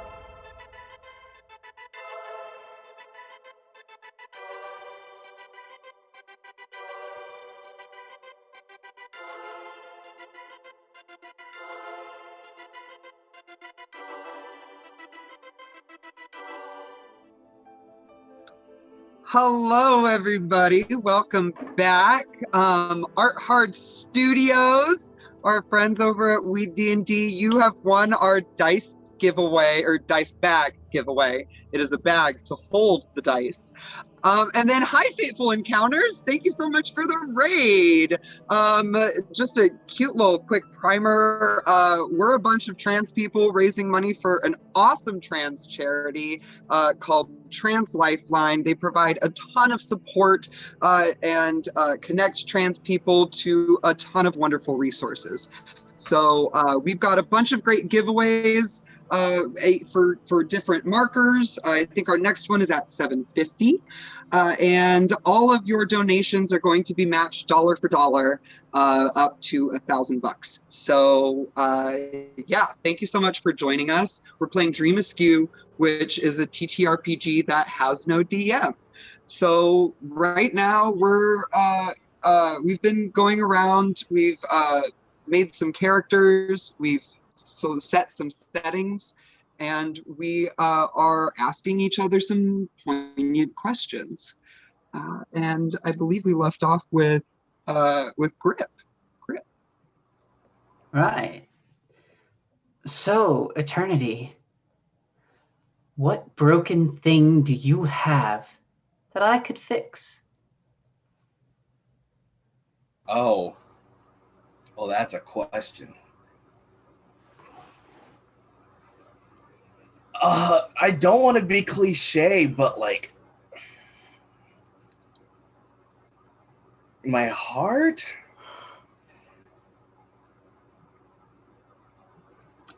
I really want to explore that more. So it's 2021. Nothing is original. Everything is cliche. It's all just a reinterpretation of a rehashing of a reinvention. Welcome to postmodernism. I'm here for it.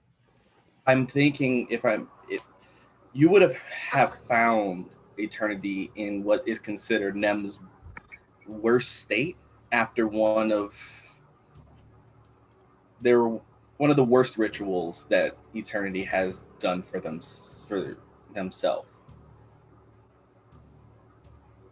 The ritual typically is heavy drinking to ensure that the psychic maelstrom can overwhelm Eternity to give all vision points. But the most recent one emotionally broke Eternity. And you would have encountered this. I am envisioning Grip finding Eternity passed out and a little messed up and peeling Nem off the floor and sitting with them the way Grip has learned from hanging out with your sobriety circle. And Eternity will definitely be still like disconnected from the moment, heavy dissociation, and you could see the ritual paint running down, just smeared entirely. And you can also see like the knuckles scarred and blood from aggressively hitting something. I have bandages here somewhere. Give me 1 sec. I do not need bandages. Okay, you're okay. You're okay. I'm not okay. How you doing? Otherwise, they would not have told me to leave. Who told you to leave? My first home. Yeah. Yeah? I worked hard to please them, to serve them.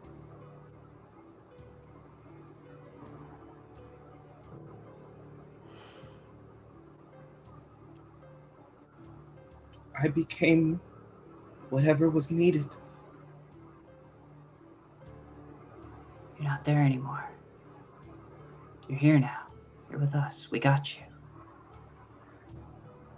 But I still remember all of it.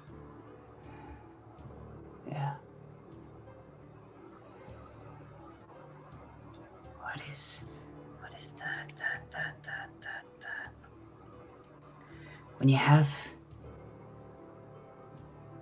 the memories, but they're just thoughts now. You can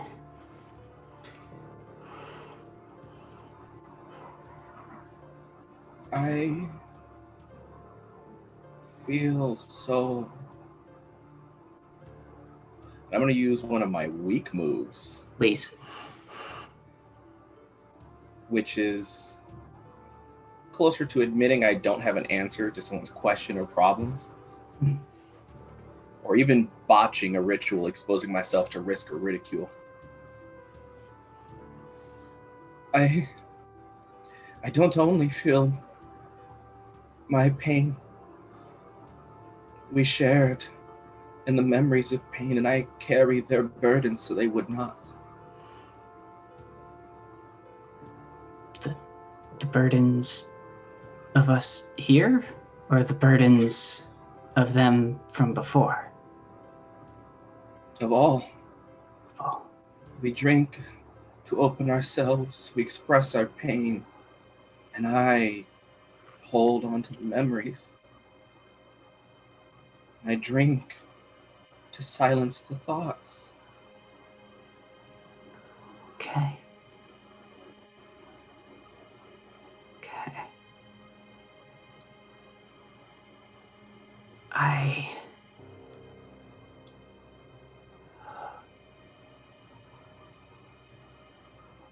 I'm not sure which move I want to make here, because I have strong move, ease somebody's pain, and weak move, treat someone like a project instead of a person.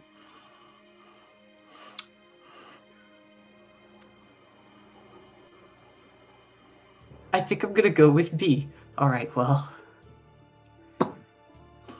So the first step is admitting you have a problem. And we can get through this together.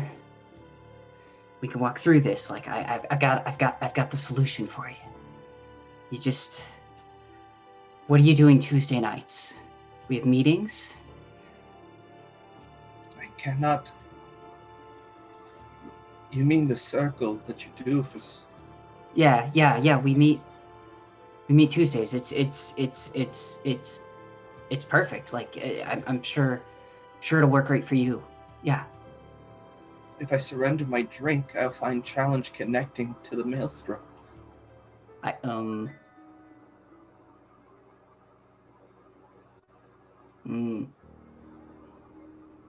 Is there another way to see beyond? I think enough drink works permanently. I think if you drink enough, it just sticks with you. I think that's what happened to me.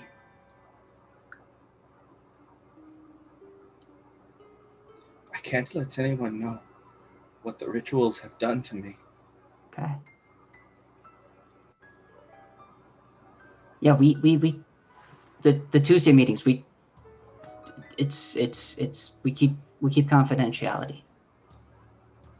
Grip promised me no one will know. I promise.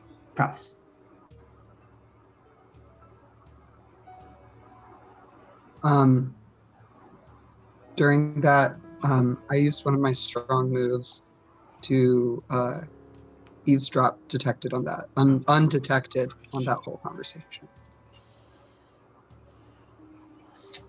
I also have something I want to add.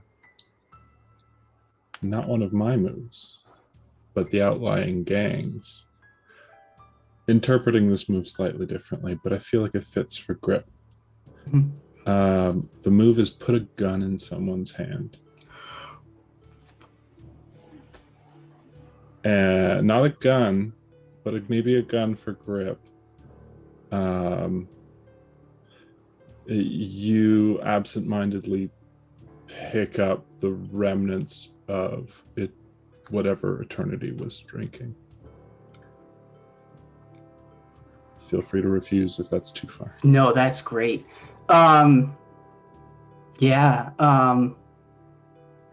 Grip reaches over to whatever bottle of bathtub liquor Eternity was at the dregs of, and puts it in a pocket and says, "I'll take this for you. I think you've maybe had enough for tonight.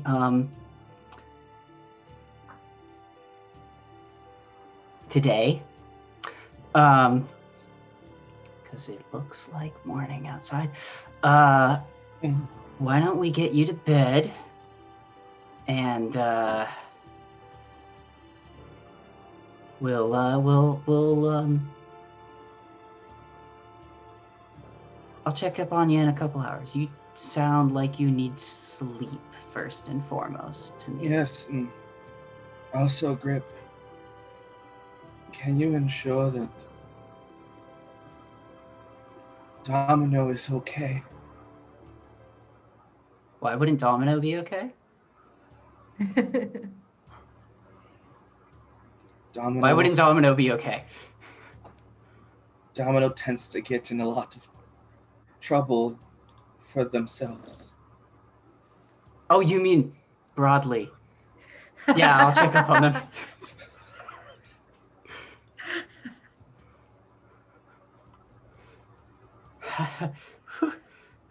Okay, yeah, I'll check up on them. I'll check up on them for you. Yeah. Let me help you to bed.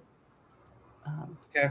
And while you're helping me, I'm also going to use my regular move and just open my brain to the world psychic maelstrom, because I am intoxicated beyond comprehension.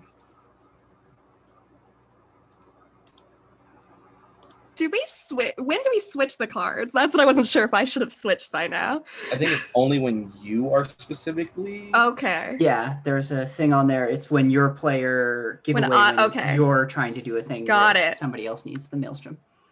I see. Okay. So you're gonna open up to the psychic maelstrom. Yeah. It just seems like the right thing to do right now. I think I'm gonna shadow a threat. That sounds about right. Yeah. I think we've been working on getting the electricity running again. Is that still? Yeah.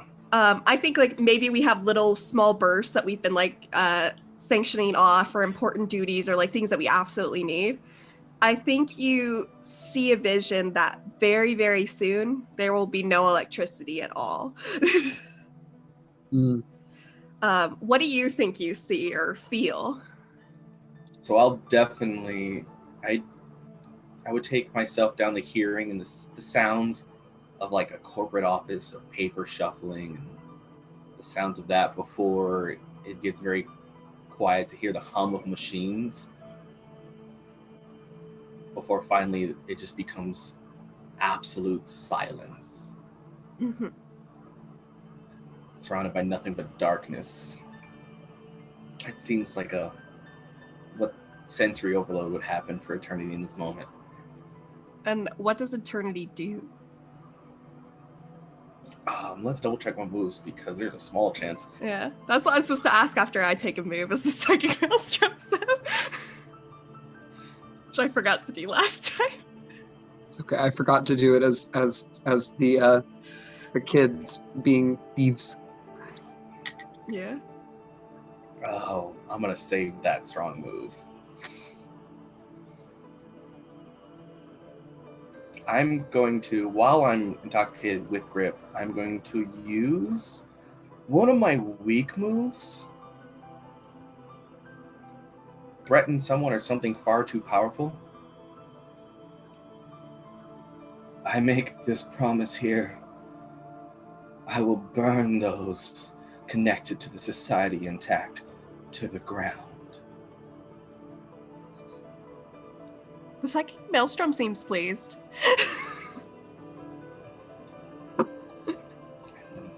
Let me just. Oh, no, you're too drunk for that. I'll do it for you. Yeah, I think eternity is too far gone on this one and probably will eventually actually pass out. Not gonna lie.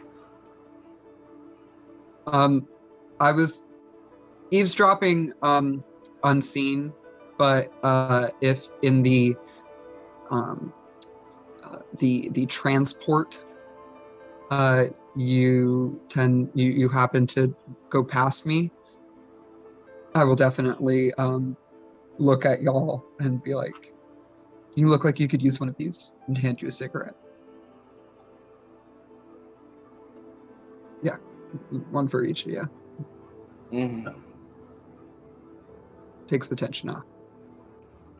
The attorney will, barely reaching around, take hold of the cigarette. You might eat it.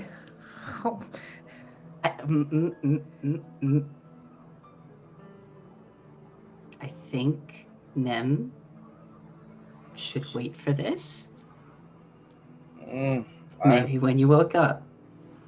I'm fine. You'll be great. You'll be wonderful. Just please take a nap. On your side. Let the chaos guide me to a better tomorrow. Grip is definitely gonna sit with Eternity until Eternity is unconscious and on Nem's side. On next side. Just let out all that chaos. Chaos got. Yep. There goes some more chaos. And yeah, Eternity will spew chaos on the floor.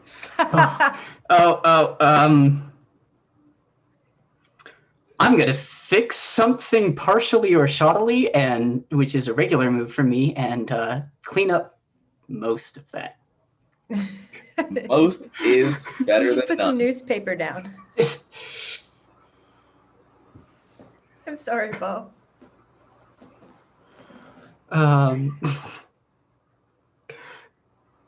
Do we want to go to questions, or do we want to jump straight into Grip now feels like Z has to go check on Domino, or does Bishop need to have a conversation with somebody?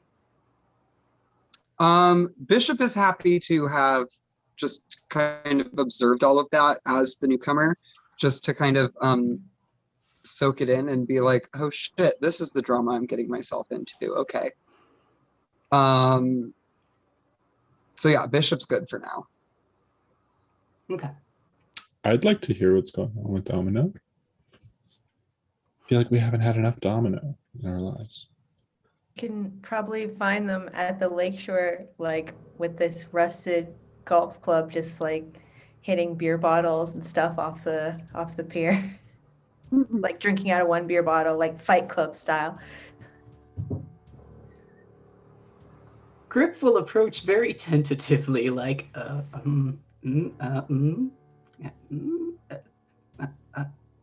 hey, Domino, how's it going? Well, I think it'd be better if I had like a choice of clubs to pick from. Like I never played golf. It's kind of a rich white guy thing, but yeah. Do you want to smash? It's very cathartic. Come on. You know what? I would. Right in this moment, I would really like to smash. And I will come up and start smashing bottles. Awesome. Like they're all lined up right on the edge of the piers. Like you're not really aiming for anything. The goal is to break them. So you just go. All right. I think I can. I'll just like take my beer, like take a couple steps back and just be like. I can break. I can break things and not put them back together. I can break things and not put them back together. The world's an impermanent place. Things break all the time. Normally, I put them back together. Some Let me things try aren't this. meant to go back together, though. Like glass. Yeah. Oh, that feels good. It sounds good. It's good ear feel. It is. It's a really good ear feel. Yeah. Do you want to go again? I want to like grab my bat, which I'm never without, and I'm gonna do like a self pitch, and just instead of doing like the golf swing, I will do a self pitch of a bottle, and I'll have like a cigarette hanging off my lip at the same time, and then as soon as it's done, just be like, it's a dream. Good hit.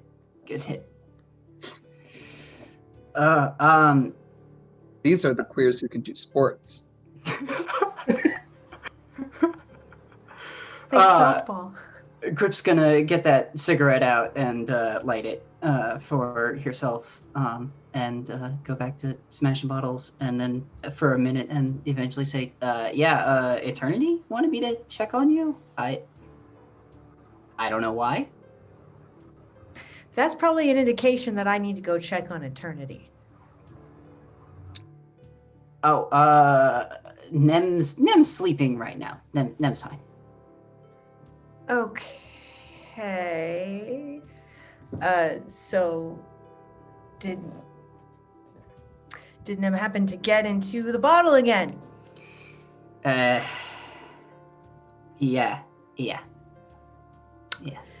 I mean, you know how Nem is. Yeah, there's a lot of darkness in there. And I guess Nem's trying to drown it, but I just find if you let things get out in the open, like you can smash them or you can fight them or something. It's not my favorite coping mechanism that Nem's got, but makes him happy, I guess. I don't know why they want you to check up on me. I'm out here like I don't need checking up on. I don't know how much you know, but like I wouldn't say I run things, but I got this. I'm good. Are you good? What is good really? Like I'm gonna do a weak move. Mm-hmm. Reveal your secret vulnerability to somebody. Good. I really gave up on good a long time ago because good and bad seems to be a privilege. I'm kind of more focused on survival. It seemed before all of this, the things that I thought that made me a good person never really benefited me. So I kind of gave up on those, what is it who you are? Is it what you do? Like, are you not what you do? And, it's just there's too many perspectives. And I just found that being a good person just left me broke and hungry and in pain all the time. So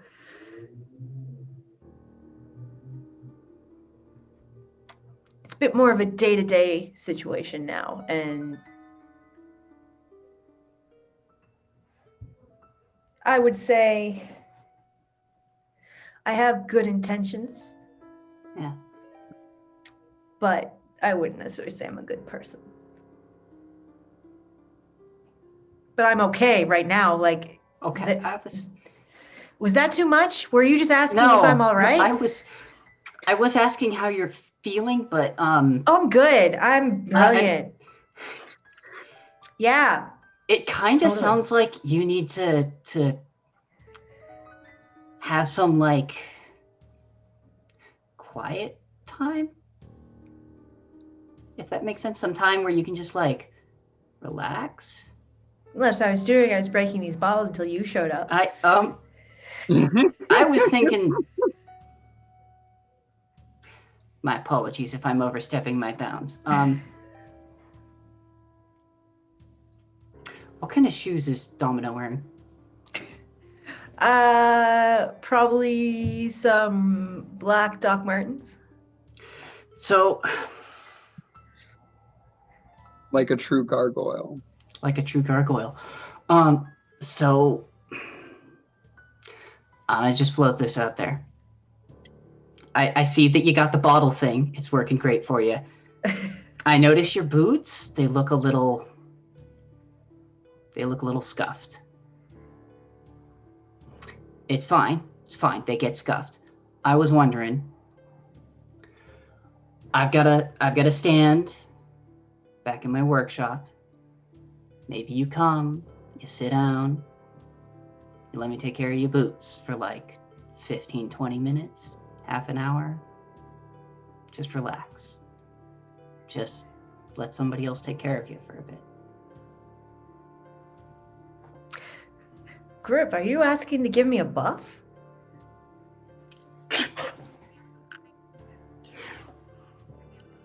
Grip makes that has that reaction. Is that what we're calling it nowadays? I mean, I'm not asking you that. Oh, I'll take care of your boots. Nice boots. Well, You at could least say I'll even lick your boots. Oh. A proper spit shine requires a large amount of saliva. I don't want to see anybody licking boots anymore. So, but Absolutely reasonable. figure of speech. I'm aware. But what this way will that way, if eternity asks, we can say you took care of me in some capacity, and I'm sure there will be appreciation for me looking somewhat more presentable to whatever invisible deity people believe are running things. I mean, I'm also, I don't want you to be out there keeping us safe and then your boots fall apart. So, You make a solid point. Yeah. How many more bottles we got left? Like 3? Do you want to hit one with the bat? I'll throw it to you. Sure. Okay, Sure. so put your back elbow up. Like this? You're gonna make me do it. So I'm gonna go around and then, adjust your elbow and everything. Just a bit higher. Put your back elbow up a little bit more. Okay. Now turn. And I'm gonna turn your hips towards me. Okay. I walk over. This is very 50s dad. I'm like, all right. So keep your eye on the bottle. Except maybe when you hit it, you might want to actually close your eyes a little bit and just go for it. And I'm going to underhand toss it to you slowly. I think Grip misses. You know what? I'm just take this last one, just smash it on the ground. Just smash it with your hand. Just throw it on the ground. Okay. Ready? All right, let's go shine these shoes. Let's get you buffed up. It's the only way I'm ever going to be buff. Mm-hmm. Get them buffed. Can't even. So strong. I'm not. I'm like, my spindly little spaghettis are not. Yes. Come on. Get it, Grip. Get it, Grip. Oh, I just. Respectful. Not doing that too much tonight. Is that a fade to black, or does Domino need to unburden themselves more while getting their shoes shined? Unburden. While getting buffed. it's been over a year since I've been unburdened while getting buffed. All I'm saying, the limitless possibilities, of course, right? That's what we talked about. Hello, welcome to Fable After Dark. We are Yeah. I mean, there is a certain sense of release you get after getting buffed, right? There is. That post-buff clarity.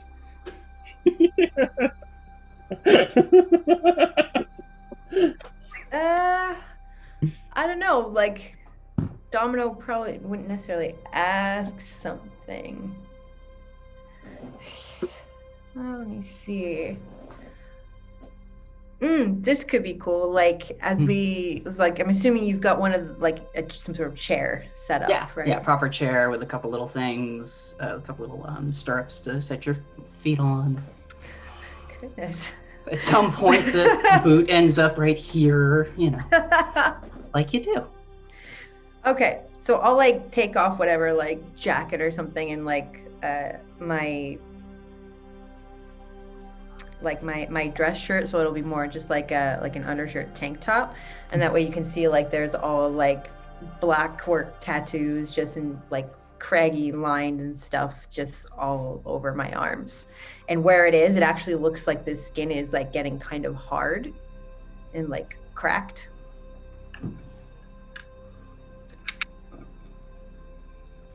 It's like that got infected. You might want to get that. It's not contagious. You're fine. You're fine. I'm not worried about me. I'm worried about you. Does that? I'm gonna ask you again. Are you good? And I'm gonna repeat that the world is an impermanent place and things break. Sometimes, like how eternity likes to build themselves up a nice wall of bottles and empty platitudes and theories and ideas. Some of us physically turn ourselves into walls, and building the wall is what breaks it, I guess. We're not meant to be walls. We're not meant to drown in bottles, so we're not. We're meant to be soft with each other.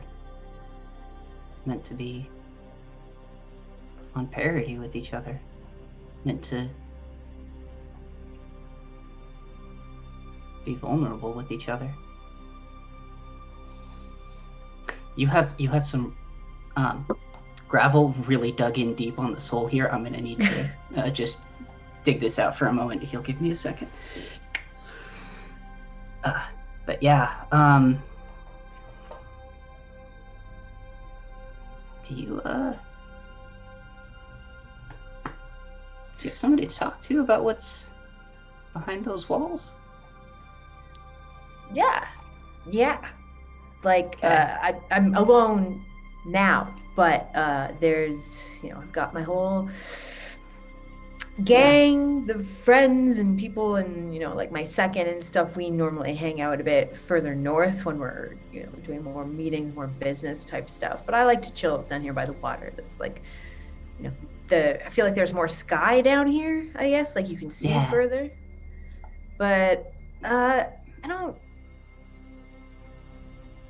really need to talk. I'm more of a physical being. I like to that's how I, as you can see, get my catharsis and stuff.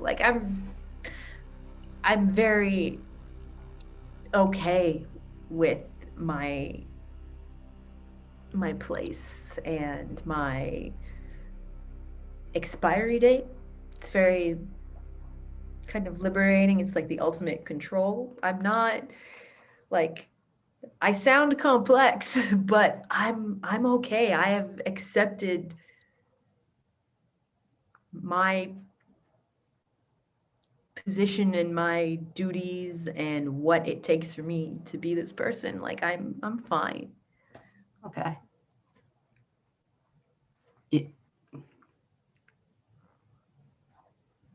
I know you want to fix. You look at me and you want to fix me. I am not broken. I am just aging. I am eroding under the weight and pressure of time. And I don't believe in God, but if there was one, that's his weapon. That's all he's got on us. So. Yeah. I mean, maybe I don't need to fix you, but I'd love to help ease your pain.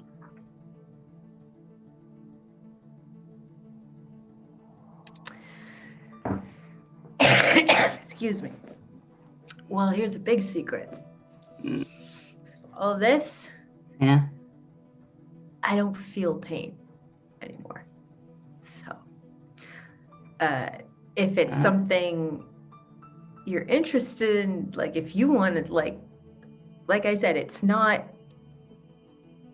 self-destructive as much as you think. Like if you wanted to, seems like you're the one who's got a lot of pain and you're running around fixing everybody else. Like maybe you need to turn some of that inward.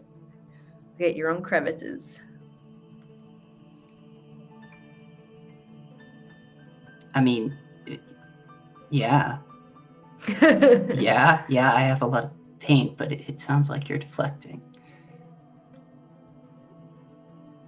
I'm sorry, I sit around and talk about all of my pain and all of my shit every Tuesday. And while you are picking through Domino's shoes, you notice something really, really gross and disgusting and almost slimy. It's me. You being a healer, though, you would know right off the bat that this is an incredibly serious fungus that can spread like a disease. What do you do? Grip actually launches herself out of your chair and runs to grab a bunch of disinfectant while saying, "Don't move, don't move, don't move, don't move, don't move, don't move." And comes back with a bottle of antifungals, and just this might be bad for the leather, but this is very serious. This is okay.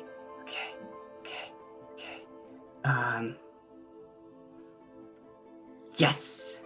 And I'm gonna use a strong move to have everything required to fix or make a thing right away with no compromises or sacrifices, and kill that fungus. Okay. I'm sorry.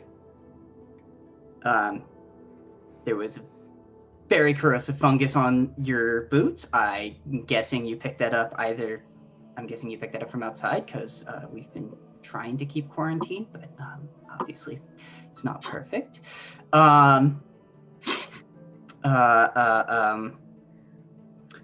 sorry, that kind of killed the mood, didn't it? That'll be fine in like a couple of minutes. But don't move for a couple of minutes. I have to make sure the fungus is dead. You're kind of bossy. Do you like that? I could get used to it. Is that what you needed? I want to give Grip like a cute little pat on the face. I need another smoke. Let's finish me off and we can go outside. All right. If you pull out another cigarette, Grip will light it for you. Let me get that for you, sir. And then goes back to boot care. Am I defuncused? You are defuncused, I think. Perfect. How much do I owe you? What? Money used to be a thing. Yeah, I know some people still use the money. I'm trying to not use the money. It's part of why I don't want to go back. I don't like the money. I'm trying to do this thing where we don't use money, where we don't accumulate money, and we don't have giant piles of money. Put my finger on Grip's lips. You talk so much. I do. I know this. Why don't you just let things be quiet? Okay.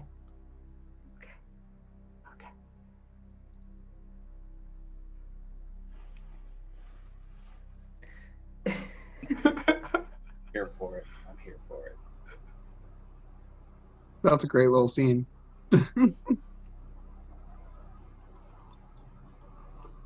I'm not going to say what does or does not happen. Yes. That we can leave that to the imagination. Who's bossy, who's not, you know. Who licked whose boots?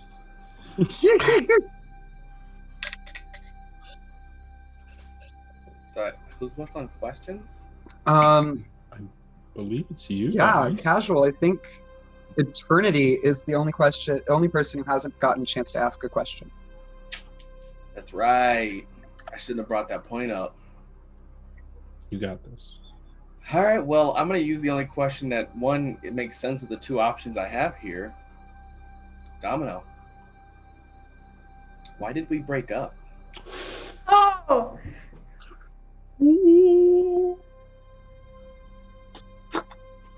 I sense a scene coming on.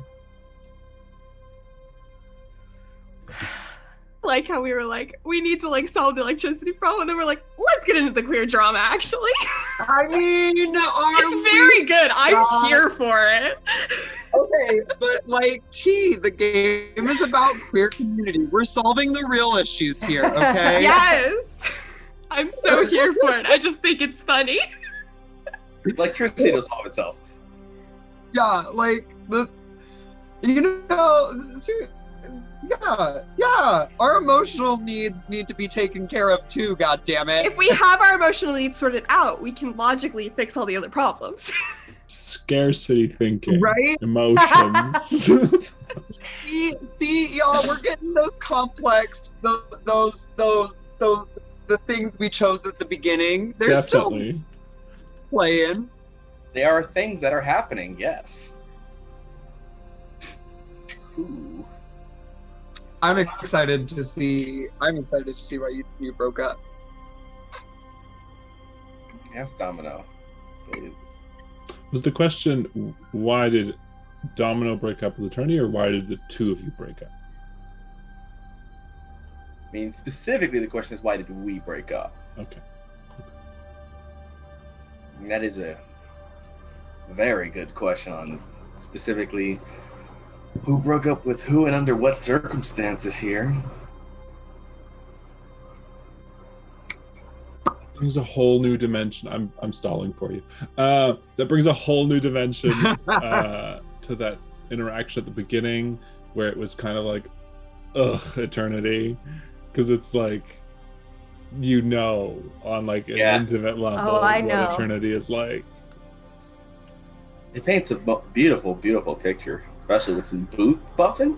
Mm-hmm. I think what happened between us is what happens with a lot of relationships, where everything about each other that we thought was exciting and new and would complement each other were the things that ended up driving us apart.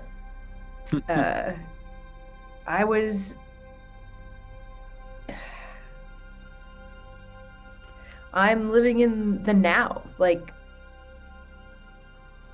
I'm living every day inside like a crumbling mausoleum of my existence, and you're so focused on other people and on some sort of magical alternative, or like this future that I don't even know if we're going to be the generation that sees it. And I know how much, darkness you have inside you, but, instead of finding comfort in my arms, you found it in a bottle and in the empty cheers of sycophants. And I didn't want to exist to be an audience member. I didn't want to be a disciple or anything like that. We were supposed to be partners and equal, and I loved your passion, but I can't ignore the very real day-to-day violence and suffering of the people who they're suffering every minute of their existence, and to focus on religion and all this magic bullshit, I feel it takes away accountability for people in the now. And I couldn't live in a make-believe relationship because there was always that other person, which was your thing. Like, I wanted to be your world, but you had a world that was so much bigger, and I couldn't, my part, like, just, I'm the biggest part of our world, where us is our world, but then you wanted to include all of these other people. And so my part got smaller and smaller. So I had to make myself the main character in my own story. Domino, I understand that what I pursue is grand in its way, but I find its value is only worth something if there's someone to share it with. Well, you've got throngs of people to share it with, and that's fine. Do what you got to do. It's just not what makes me happy. I'm not doing it anymore. I'm not watching you destroy yourself for no reason. Like, for other, like, just,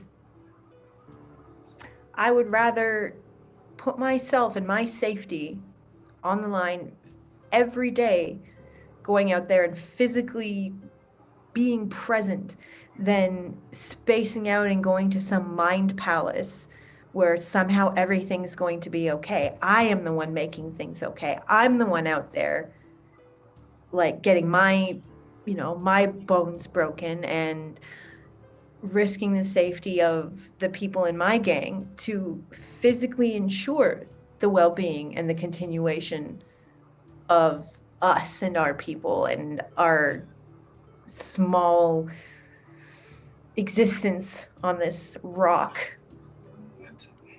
But I'm not doing these dances and these songs and these poems.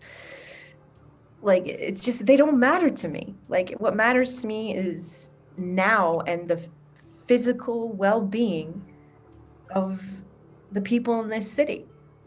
And that's all I have the energy and the time for. Like, if that's what I'm put here to do, that's what I'm going to spend my time doing. And if you want to spend your time doing that, that's, like, I'm not still mad at you, but I'm just saying, like, this is the way it is.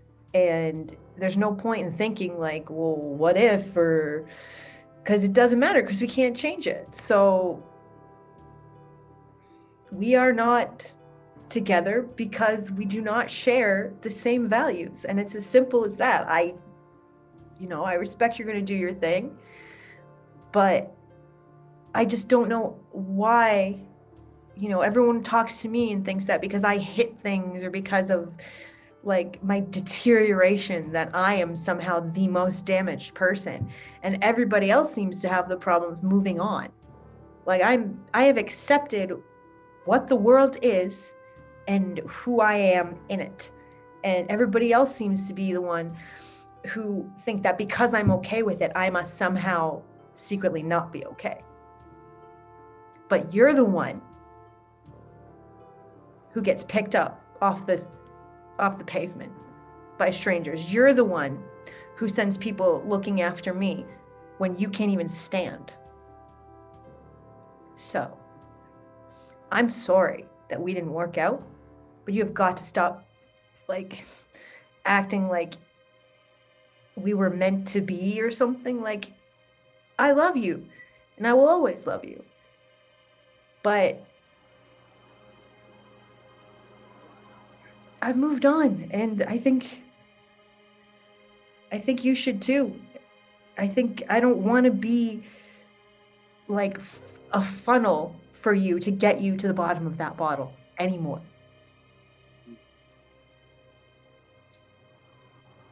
You know, despite everything, Domino, I think I can at least say, if nothing else, you are the best friend I could ever have had. I'm always gonna be your friend.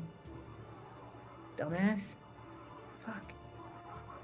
Perhaps I should take up Grip's offer to meet with her on Tuesdays. Yeah, I think you should. If you want to make it to that future, you know, like, geez, everyone thinks I'm the one poisoning myself.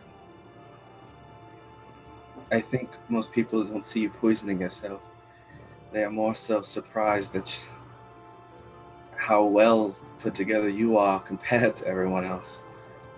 Despite me being able to lead the masses, it is you that people look up to.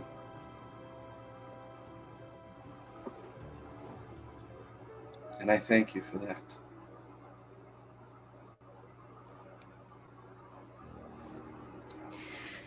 You're welcome.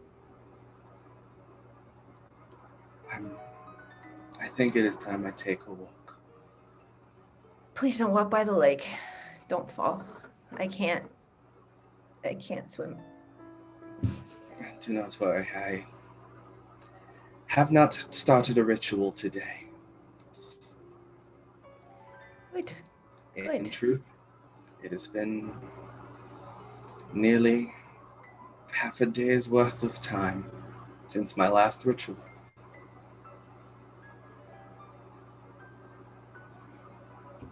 Do you want to meet up and hit beer bottles off the pier later? I would actually really like that. Okay, I'll get some really big ones, like the thick glass, because they have better ear feel. Oh, in my pinnacle, I have many bottles I believe we can break. Do you have those ones that look like skulls? Ah, yes. Nice. The Chaotic Imperium bottles. Yes, let's get those. We can fill them, we'll like try and find some like red berries or something and fill them up with, so it's extra disgusting. That does sound quite fun, and a chance to not be stuck in preaching.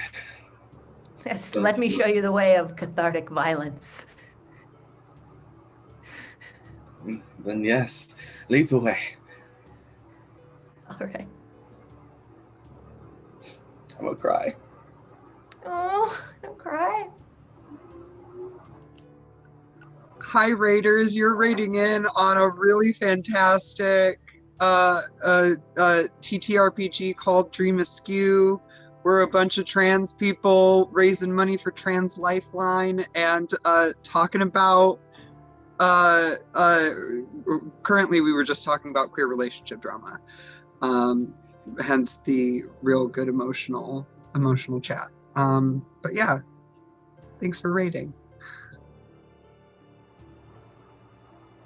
Yeah, that answered my question. Yeah. Is it the answer you wanted though? I don't know. It's never the answer we want that we need.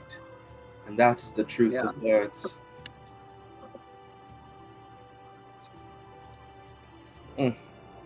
I'll take it. Where is Eternity? You said that Eternity has not gone to do a ritual yet today. Where is Eternity? Is Eternity going to do a ritual? Or was that a... Probably still going to do a ritual. Okay. Where is Eternity going to do after possibly the abandoned complexes and where we gather our sometimes. Eternity will go in there, ensuring that no people will bother and enjoy the backstage area of the complex. So, when you go back there, you run into a bishop. Bishop, not a bishop as in the. Oh, Old world the bishop. Is the Whoa. Pope. Oh, snap. Full Wow. hat. I was not ready for you to show up today. And okay, so I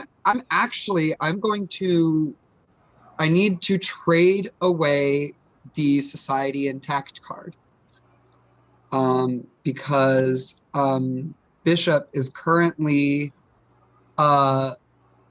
or sorry, not the Society Intact, the Varied Scarcities card.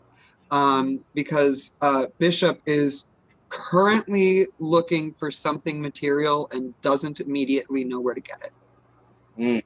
And they are looking for weed. Yep. So I see Bishop. So anybody want the Varied Scarcities card? Anybody want to trade that with me? For setting. Well, since I'm running into Bishop, I can't. You could if you wanted. Because I don't know if I don't want to mix up being Eternity and the Scarcities in the same scene. Is for the very, because there's a pickup rule on it too, right? Yeah, you may need pick up something when material and don't immediately know where to get it, so you give it away for someone to use while that scene's happening. And then pick up when someone wanders the wasteland, seeks a buyer, or visits a marketplace. So Right. I am seeking a seller.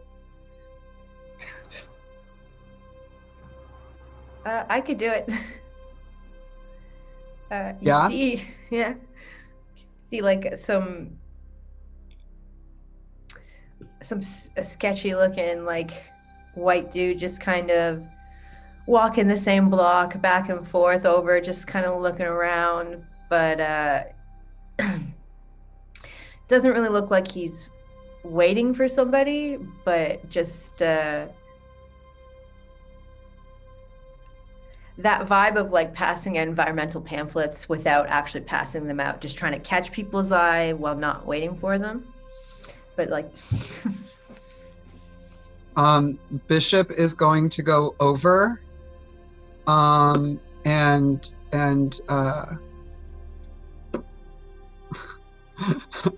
I buy my weed legally, so I don't remember like the slang street terms that you use now. Is this what I walk up seeing this, right? Yeah, you would walk up seeing this, but first they'd walk up and they'd be like, hey, do you know where I can get any grass? oh, hey, cutie, I can get you what you need. So some grass. You must be like from the before times, like an old school. Like we haven't heard that in ages. So some grass. So you want that pre-roll? Do you want like a dime? Like what can I hook you up with? You want that Allen Gardens? You want that Molson? As soon as you confirm that that's what you're carrying, I'm going to use a weak move. And there is a small little pocket in my coat, and I take out what looks to be a comb, and I detach the comb from the handle, and inside of it is a blade. And I'm going to use a weak move to threaten or coerce you to give me the to give me some for free. That's your weak move? That's a powerful weak move. Actually, it's a weak move combined with my item made at character creation. Weak move because the community is probably not going to appreciate it. Yeah, exactly. Eternity is going to, while approaching, I am going to, I don't know which strong move to use. I'm going to enact a cunning diversion because I also am going to use, I can psychically summon my followers, so I'm going to summon a collective to arrive at this location for a ritual party. I want a crowd to see what's happening in the hopes that Bishop feels that there's too many people to act this way. So a group of followers, just members who feel this is the place to connect, and will start gathering around Bishop one by one. And the dealer's starting to look like super uncomfortable. Like all of the bravado and like confidence is starting to fade. And be like, listen, like I'm just trying to make a little, to feed my family and friends. Like if you want it that badly, you can take it. Like, geez, God. Eternity, I think you've just given me a chance to prove myself to the community. That's what I'm hoping. In which case, you've definitely gotten a token for doing that. I'll take another one. And yeah, I'm gonna go ahead and just put away the blade and kind of look around at everybody.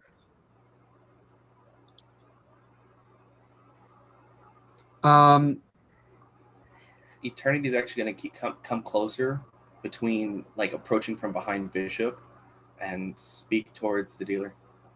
If you would not mind, I would like some herbs. I will use a strong move to soothe someone's pain or duress. Yeah, man. Like, it's rough out here. Like, I would have just smoked you if you asked. Like, you don't have to threaten me. I'm just out here doing my job. Be at peace. That was nice. And I will I'll take some of the wheat and give him like a hug. I just want to sell some wheat. I believe there are others on the other side that might enjoy some relaxation herbs as well.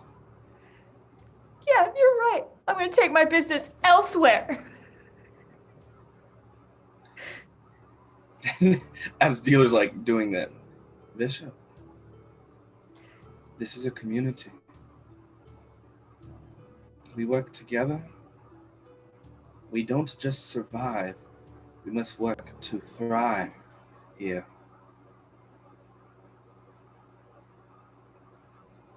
No one knows else what you tried to do. I am sure that the individual will not speak on it.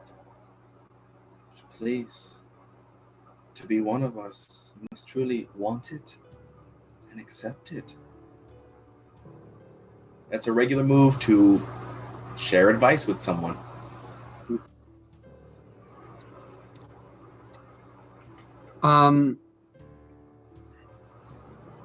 They're going to just kind of like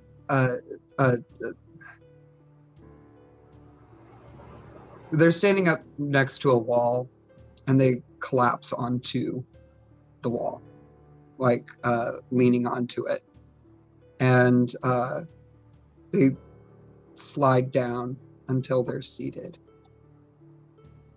and you just see their head kind of like fall in between their legs, which are splayed out. They're still in this dress. Their underwear is out to the fucking world. As they start to cry. An eternity will come and you can sit next to.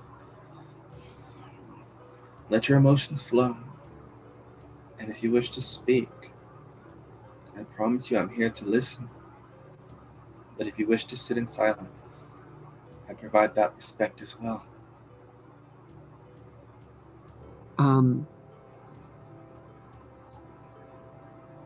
Through sobs, they're just yeah, I'm just really not used to this.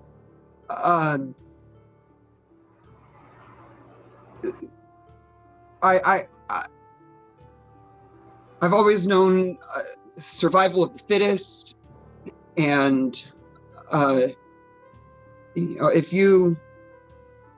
somebody else has something, then that means that you don't have it, right? And in order to get it, you have to take it, and that's what survival meant. That is how you thrive. I don't understand. I don't get it. And they gesture around and they're like, and how can you call this thrive? Is this thriving? But I'm not originally from this enclave. I came from society. I worked with corporate people, those that believed the suits would guide them to posterity. There I saw people who were willing to do whatever it takes to thrive, including murdering those they once called friends, betraying those that were allies, and those beneath them they made do terrible things for their enjoyment. So this, a community of people who get to be themselves, unapologetically, without fear from one another. That is thriving. You have met few people here. I am an individual who follows the way of capitalism for faith. We have those that had been taken to booze and decided to surrender it and find to fix every problem, including people, like a task. Others have taken to other forms of fixations. But we do not judge. We simply provide support. Because that's what it means to be a community. It means that if one suffers, we all suffer. So we all must find a way to succeed together. And he reaches to take your hand. And that includes you, Bishop. I feel your pain. And I shall share in it as long as you are here. And when we finally find a way to bring you a joy, we'll share in that together as well. they just squeeze your hands really tightly. And they say, not that different, I don't think. I think there's a lot more to us that's common than that sets us apart. That is what builds a community. It is truly coming together. No, more than that, deeper than that. Like, I'm from there too. Like all of that you said, all of I was the friend. I was the friend. Was You were emphasis from the society left intact.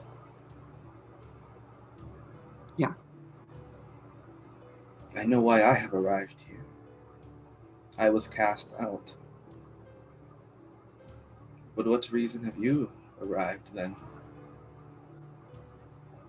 Same. Well then, welcome to the community. Those were not your friends, but I promise you that if nothing else, today you have made a friend. And I will use my last token for another strong move to soothe your pain. They just they break down and they just say,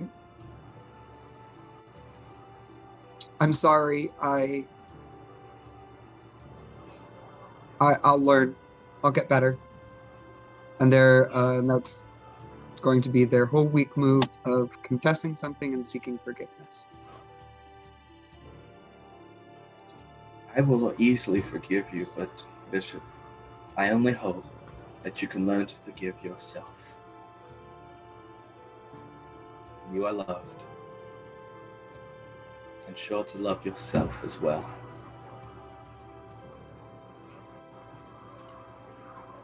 They don't respond to that. And Eternity will just kind of sit with Bishop, just maintaining that soothing and the revelry of the crowd of individuals. Since I can control this crowd, they too will show their appreciation and love towards Bishop.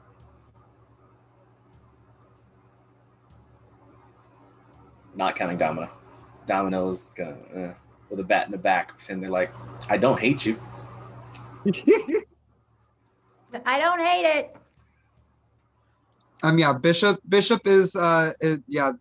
doesn't really react much to all of this. They are just kind of like they are a fish out of water.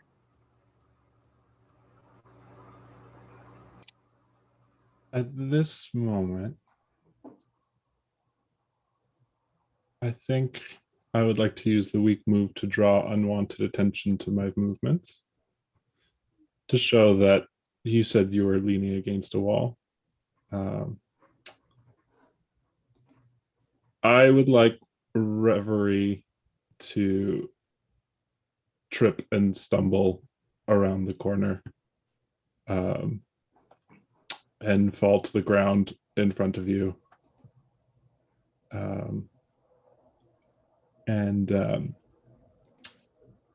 They were very clearly just sitting around that corner listening to everything you just talked about.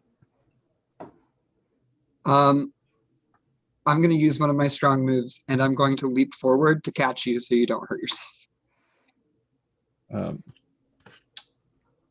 So you catch Reverie, and you see, and they look up at you with those glowing lavender eyes and say, I know that it's hard to see sometimes. This strange place doesn't seem like everything that it was before. Everything that was is different. We are different, as you said. And while you might not be able to picture it, in my dreams, it is so clear. This world, this place that we have made and what it can be, it really is possible. And well, if you don't mind, I would like to share that with you.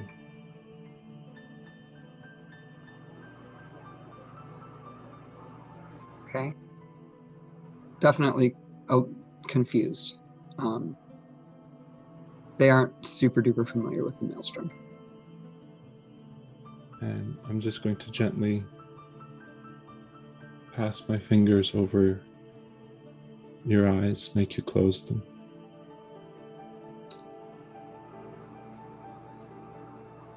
Listen.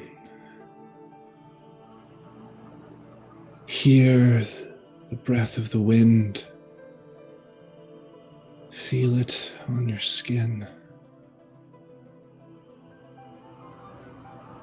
The quiet sound of the birds. Laughter. A group of people. 6 of them, in fact.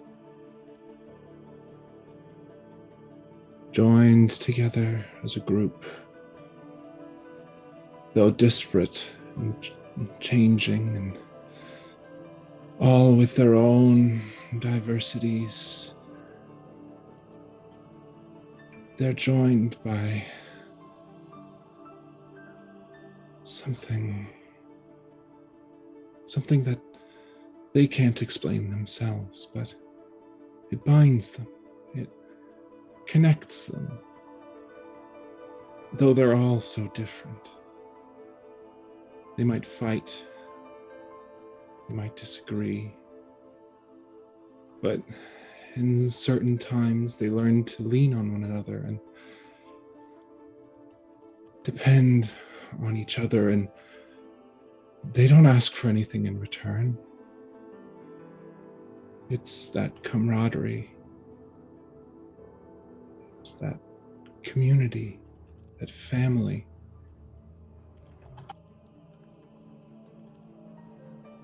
That is the dream that I see.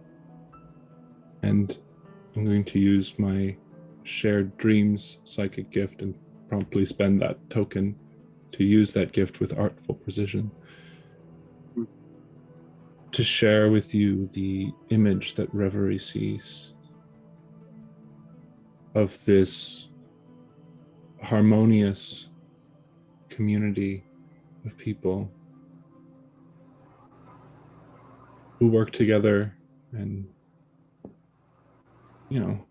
have their disputes, disagreements, have their moments, but ultimately brought together by love, by what they feel for one another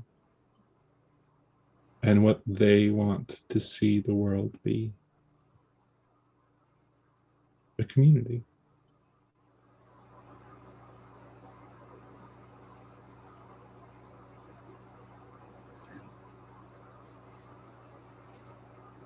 Yeah, as the dream flashes across Bishop's closed eyelids, you see their face already wet, is already damp, is now wet, and there are some streaks of black and blue, because waterproof eyeliner and mascara is hard to come across in the apocalypse. And gently wipe the mascara away. I'd like to use a regular move, since I'm sitting nearby, to commence a ritual.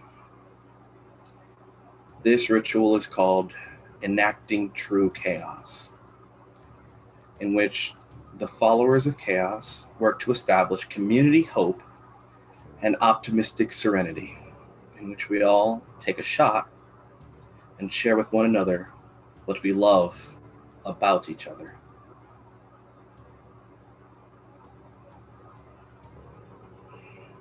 And this is pulled through everyone that can, of alcoholic or non-alcoholic beverages. Mm-hmm. Of course, grip. And we all start. When it comes to true chaos, it is always the most recent edition that receives the most love. So to Bishop, you are loved and appreciated. Chaos brought you here. And through this hope, we plan to allow you to find your own happiness. Thank you. To Bishop. To the community. To cathartic violence. Can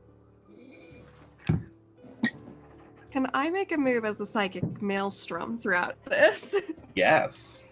Which is, I would like to foreshadow something, and it is foreshadowing bad things. There, you see futures, multiple futures. Everyone, as they drink, the ritual is commencing. You see futures where Grip didn't find the fungus on Domino's shoe, where the fungus spreads throughout all. You see futures where eternity is overcome by the rituals and overcome by chaos. You see where Bishop's parents find them. You see Esme leaving. You see the electricity going out. You see another apocalypse coming, and Reverie is unable to predict it, even with their connection. But in every single future, there isn't anything somber to them that the Maelstrom is sharing. You see each and every time the community fights back and they band together in those times of needs. You see Grip finding the fungus. You see Eternity helping Bishop. You see all of this, and it all is different futures, all with some similar ending. that That was great. is the gift of chaos. Thank you. And Domino and Grip will definitely notice, and others will, that this drink is lower in alcohol content than normal. Progress. Character Progress. But it still tastes as good. Esme did a really good job at Absolutely. You know, with a good mixologist, you don't know the alcohols in there to begin with. So therefore, a non-alcoholic cocktail should taste pretty similar. it. Yep. And I also I get another token because Bishop commenced one of my rituals. Yes. Yes. Just gonna put that there real quick. And I think that might be where the dream ends. Yeah. I would say Domino is watching them do all this stuff, and like they don't feel necessarily that connection to the psychic maelstrom. It's probably because of the minerals and shit. But like it's kind of that, you know, that one loner character who's like watching from the very back and like kind of does like a half-ass cheers, but then like just takes their bat and just like starts like walking away back to patrol, back on my beat. Yeah, I've tried. Domino is not feeling the maelstrom, guys. Just not feeling it at all. No. But I think I may be wrong, but I feel like that is a solid conclusion for at least this. This is like the pilot episode. Yeah. We'll be here next year. Like we know what's happening next. Like we know what the power, we know what we're aiming for, and we've established the first episode where you get one of the new characters and you have the full characters that show up. You get a little bit of drama for each person that's going to start unraveling. Like, this is a solid, like, TV pilot. Just going to write this down real quick. I'm not signing this on Netflix desk later. Grip's still wandering around with a bottle of alcohol in your pocket, so. I know, that's part of why I gave you the cigarette. No, I'm ignoring you, Solo. It's not about you right now. Yeah, there are like we seeded plot threads in this. Like, oh yeah, like you said, this was like, all planned. Kate, like you said, like Grip has a bottle of alcohol. Yeah, I mean there are little threads that are being placed in such beautiful ways between the intact society connection that Bishop has now established for Eternity and Esme. The Domino connection that's been reinforced or explained between Eternity and the one forming with Grip. Grip coming to grip with the fact that there's a bottle on their possession now. Yeah. Oh, it's such a beautiful thing. And I do want to say, if I may, I know, Austin, you've been doing announcements. I just want to...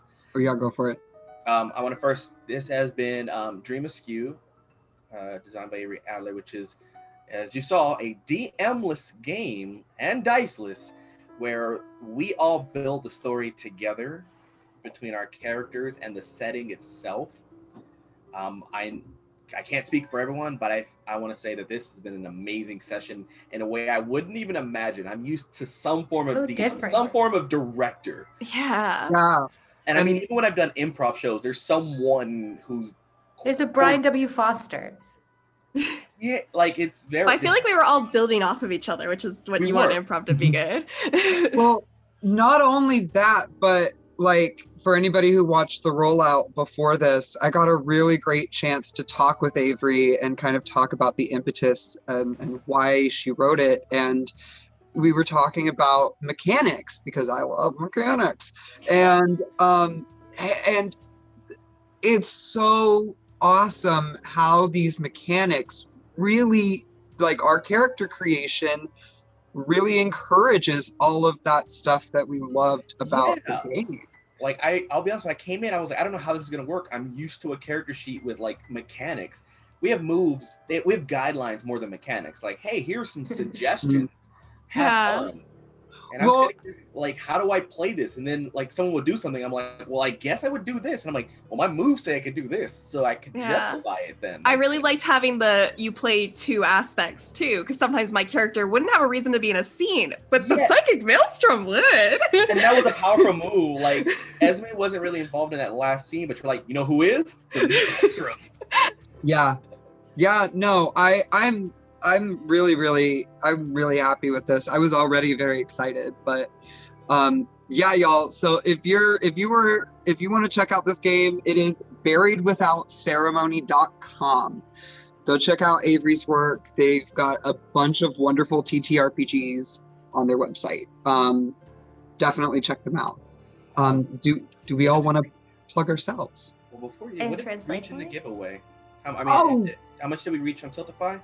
We raised $530, which is all going to be matched. So somebody do the math. 1060. Yes. So I want to thank all of you first off for that. We made that goal in an amazing pace because of you. All of you watching, those who came in earlier and missed, those that came in at the end, and everything in between. You have made a step to helping trans life with Trans Lifeline and helping people like us and others live a better life where they can actually be welcomed. So I want to thank all of you that donated, and those who couldn't donate but brought your friends who did donate, thank you. And still those who couldn't donate and just watched, thank you. Your view counts helped other people notice us, which helped us encourage what we did. I do believe donations just matched. Yeah, so since that was matched, then we're going in on our final giveaway. So go ahead and type in !trans in the chat. Thank you so much for that match, which I'm also going to enter this in. And drop the plugs while we let people enter their name, their trans !trans. Yes. Ooh. And while we're all doing this, you can support trans people all of the time, not just when we're in crisis. So my PayPal. Yeah. I have a Patreon. Cough, cough. Well, let's go around and do the thing. Rachel, you are left to right on the top. Let's do the thing. Hello, I'm Rachel Beauregard. You can find me at Bad Duck Design on Instagram, as well as Manic Pixie Tank Girl. I'm Sugarpunk in the chat and on Discord. And I'm a friendly gay who makes funny clothes. So hit me up. Awesome. And Casual, what you got going on? Casual Campbell. All my social media is at @casual_Campbell. My Patreon is Casual Campbell. I recently dove deeper into writing my own TTRPG, Deep Breath, a Shonen Jump anime, manga, and Japanese RPG element inspired stuff. I also make other classes, subclasses, and races thanks to Dragon Rock RPG Design. Cough, cough. They helped me learn how to make a lot of stuff, and now I can do it on my own. So there's a lot of that going on. And you can also catch me on like literally almost every other show in this network. Also, FabledCon coming up in like 2.5 weeks. So I mean, there's a lot of big things coming up that I'm doing, and I am so grateful that you are all tuning in and you're all being hypnotized. I am using my last strong move to convince you all to follow me on social media and check out my Patreon and share it with other people. Yeah, I had one strong move left because of the ritual. Thank you, Bishop. Awesome. And Kate, where can we all find you? I'm not most places. I don't do most of this stuff. But you can find me tomorrow night on the Alternative Play channel on Plex Storm, where I will be playing another Avery Alder game called A Place to Fuck Each Other with 2 other trans women, and that will be steamier. Yes. When you were all like, I'm not many places, I'm like, if I want you to see me, you will know. Like, that's what I got from that. If you deserve to see me, it will happen. Otherwise, you know what you've done. This is a crime. Bo, what's going on? Where can we find you? Hey, I'm Bo, and you can find me on Twitter at dorkyteacher. Somebody was asking, or somebody had mentioned something that they appreciated my voice, which I love hearing that compliment. It's always great. You can catch me on Sundays on my own channel on Twitch at just dorkyteacher. Dorkyteacher was taken. Where on Sundays we read books. So if you enjoyed listening to my voice, we are currently reading The Picture of Dorian Gray. So we read through some chapters and then have some discussion. Not this Sunday though, because it is a holiday. So we're going to be going to the next Sunday, but you can follow me over on that channel to see me. Otherwise, on Wednesdays, I'm on the Critical Misses channel for a Vampire the Masquerade game, where I play a very different kind of character. And that actually, the new season is starting up this Wednesday. So there you go. You can come check us out there. And every other Saturday on Polished Crypto's channel for a D&D game. Yeah. Awesome. And Lily. You can find me at Lily Emile Lammers on Twitter, Instagram. Follows are fun. That's always great for people. I'm a voice actor, so if you need me for a project, that's always great. I like money. If you want to catch me more on TTRPG stuff, you can find, we finished our season 1 in January. It's really awesome. It's called Valor Live, part of Valor's Games on Twitch. I think we also have a YouTube. My character is like Rosa Versailles meets Star Wars meets Batgirl, so you know I'm gay. And it's all anime themed superheroes. It's very fun. I recommend you check it out. Awesome. And then my name is Austin. I'm gonna start streaming here on Twitch on my own channel at Queer Venture Time. You can follow me on social media I have to compartmentalize all of my life. I've got like 3 different social media stuff. So if you want to follow my nerdy social Twitter, that's Q Venture Time. If you want to just watch me yell about politics, that's at work, WERK, the number 4 equality. Either of those works. I'm also actor if you need stuff. Let you know. Also, yay! Our friends Blackwater D&D have won our last giveaway, which was a $50 Griffin Co. gift card. So congratulations, our friends at Blackwater. And yeah, y'all just go ahead and message Solo in our Discord, and he will get all of that taken care of. Bo just noticed. Proud of you, Bo. For those that did notice, yeah, that the face paint color theme is literally based off. I was just like, ooh, it's very pink and blue and white. That's so good. And then, no, just completely over my head. So for those that are watching, yeah, the colors is based off trans, and it's, yeah. What? For reference, view to my left direction for the flag over the. You're welcome. Mm-hmm. Welcome. Yeah. I do it for the fans. Crawl in a hole now. I think that's it. I think that's our end point. Is that our end point?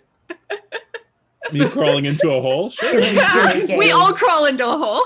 See, Fable 42. We always have fun holes no matter what show we're on. Hey! And if you want to know more about fun holes, you can check out Legends of Shao Gal. Yeah, at this point, we're just going to continue to be silly queers on your computer/television screens. Yeah, until you get us to leave. We'll Solo, I'm never gonna say just a good solid goodbye because I'm bad at those. Solo, you gotta. We're awkward gays. It's just like. At any point, you that's all for me. That's really wish you had picked up. Thank you so much for joining us. You've been wonderful. Your money to Trans Lifeline has been so generous and gracious. Thank you so much for joining us. We all love you.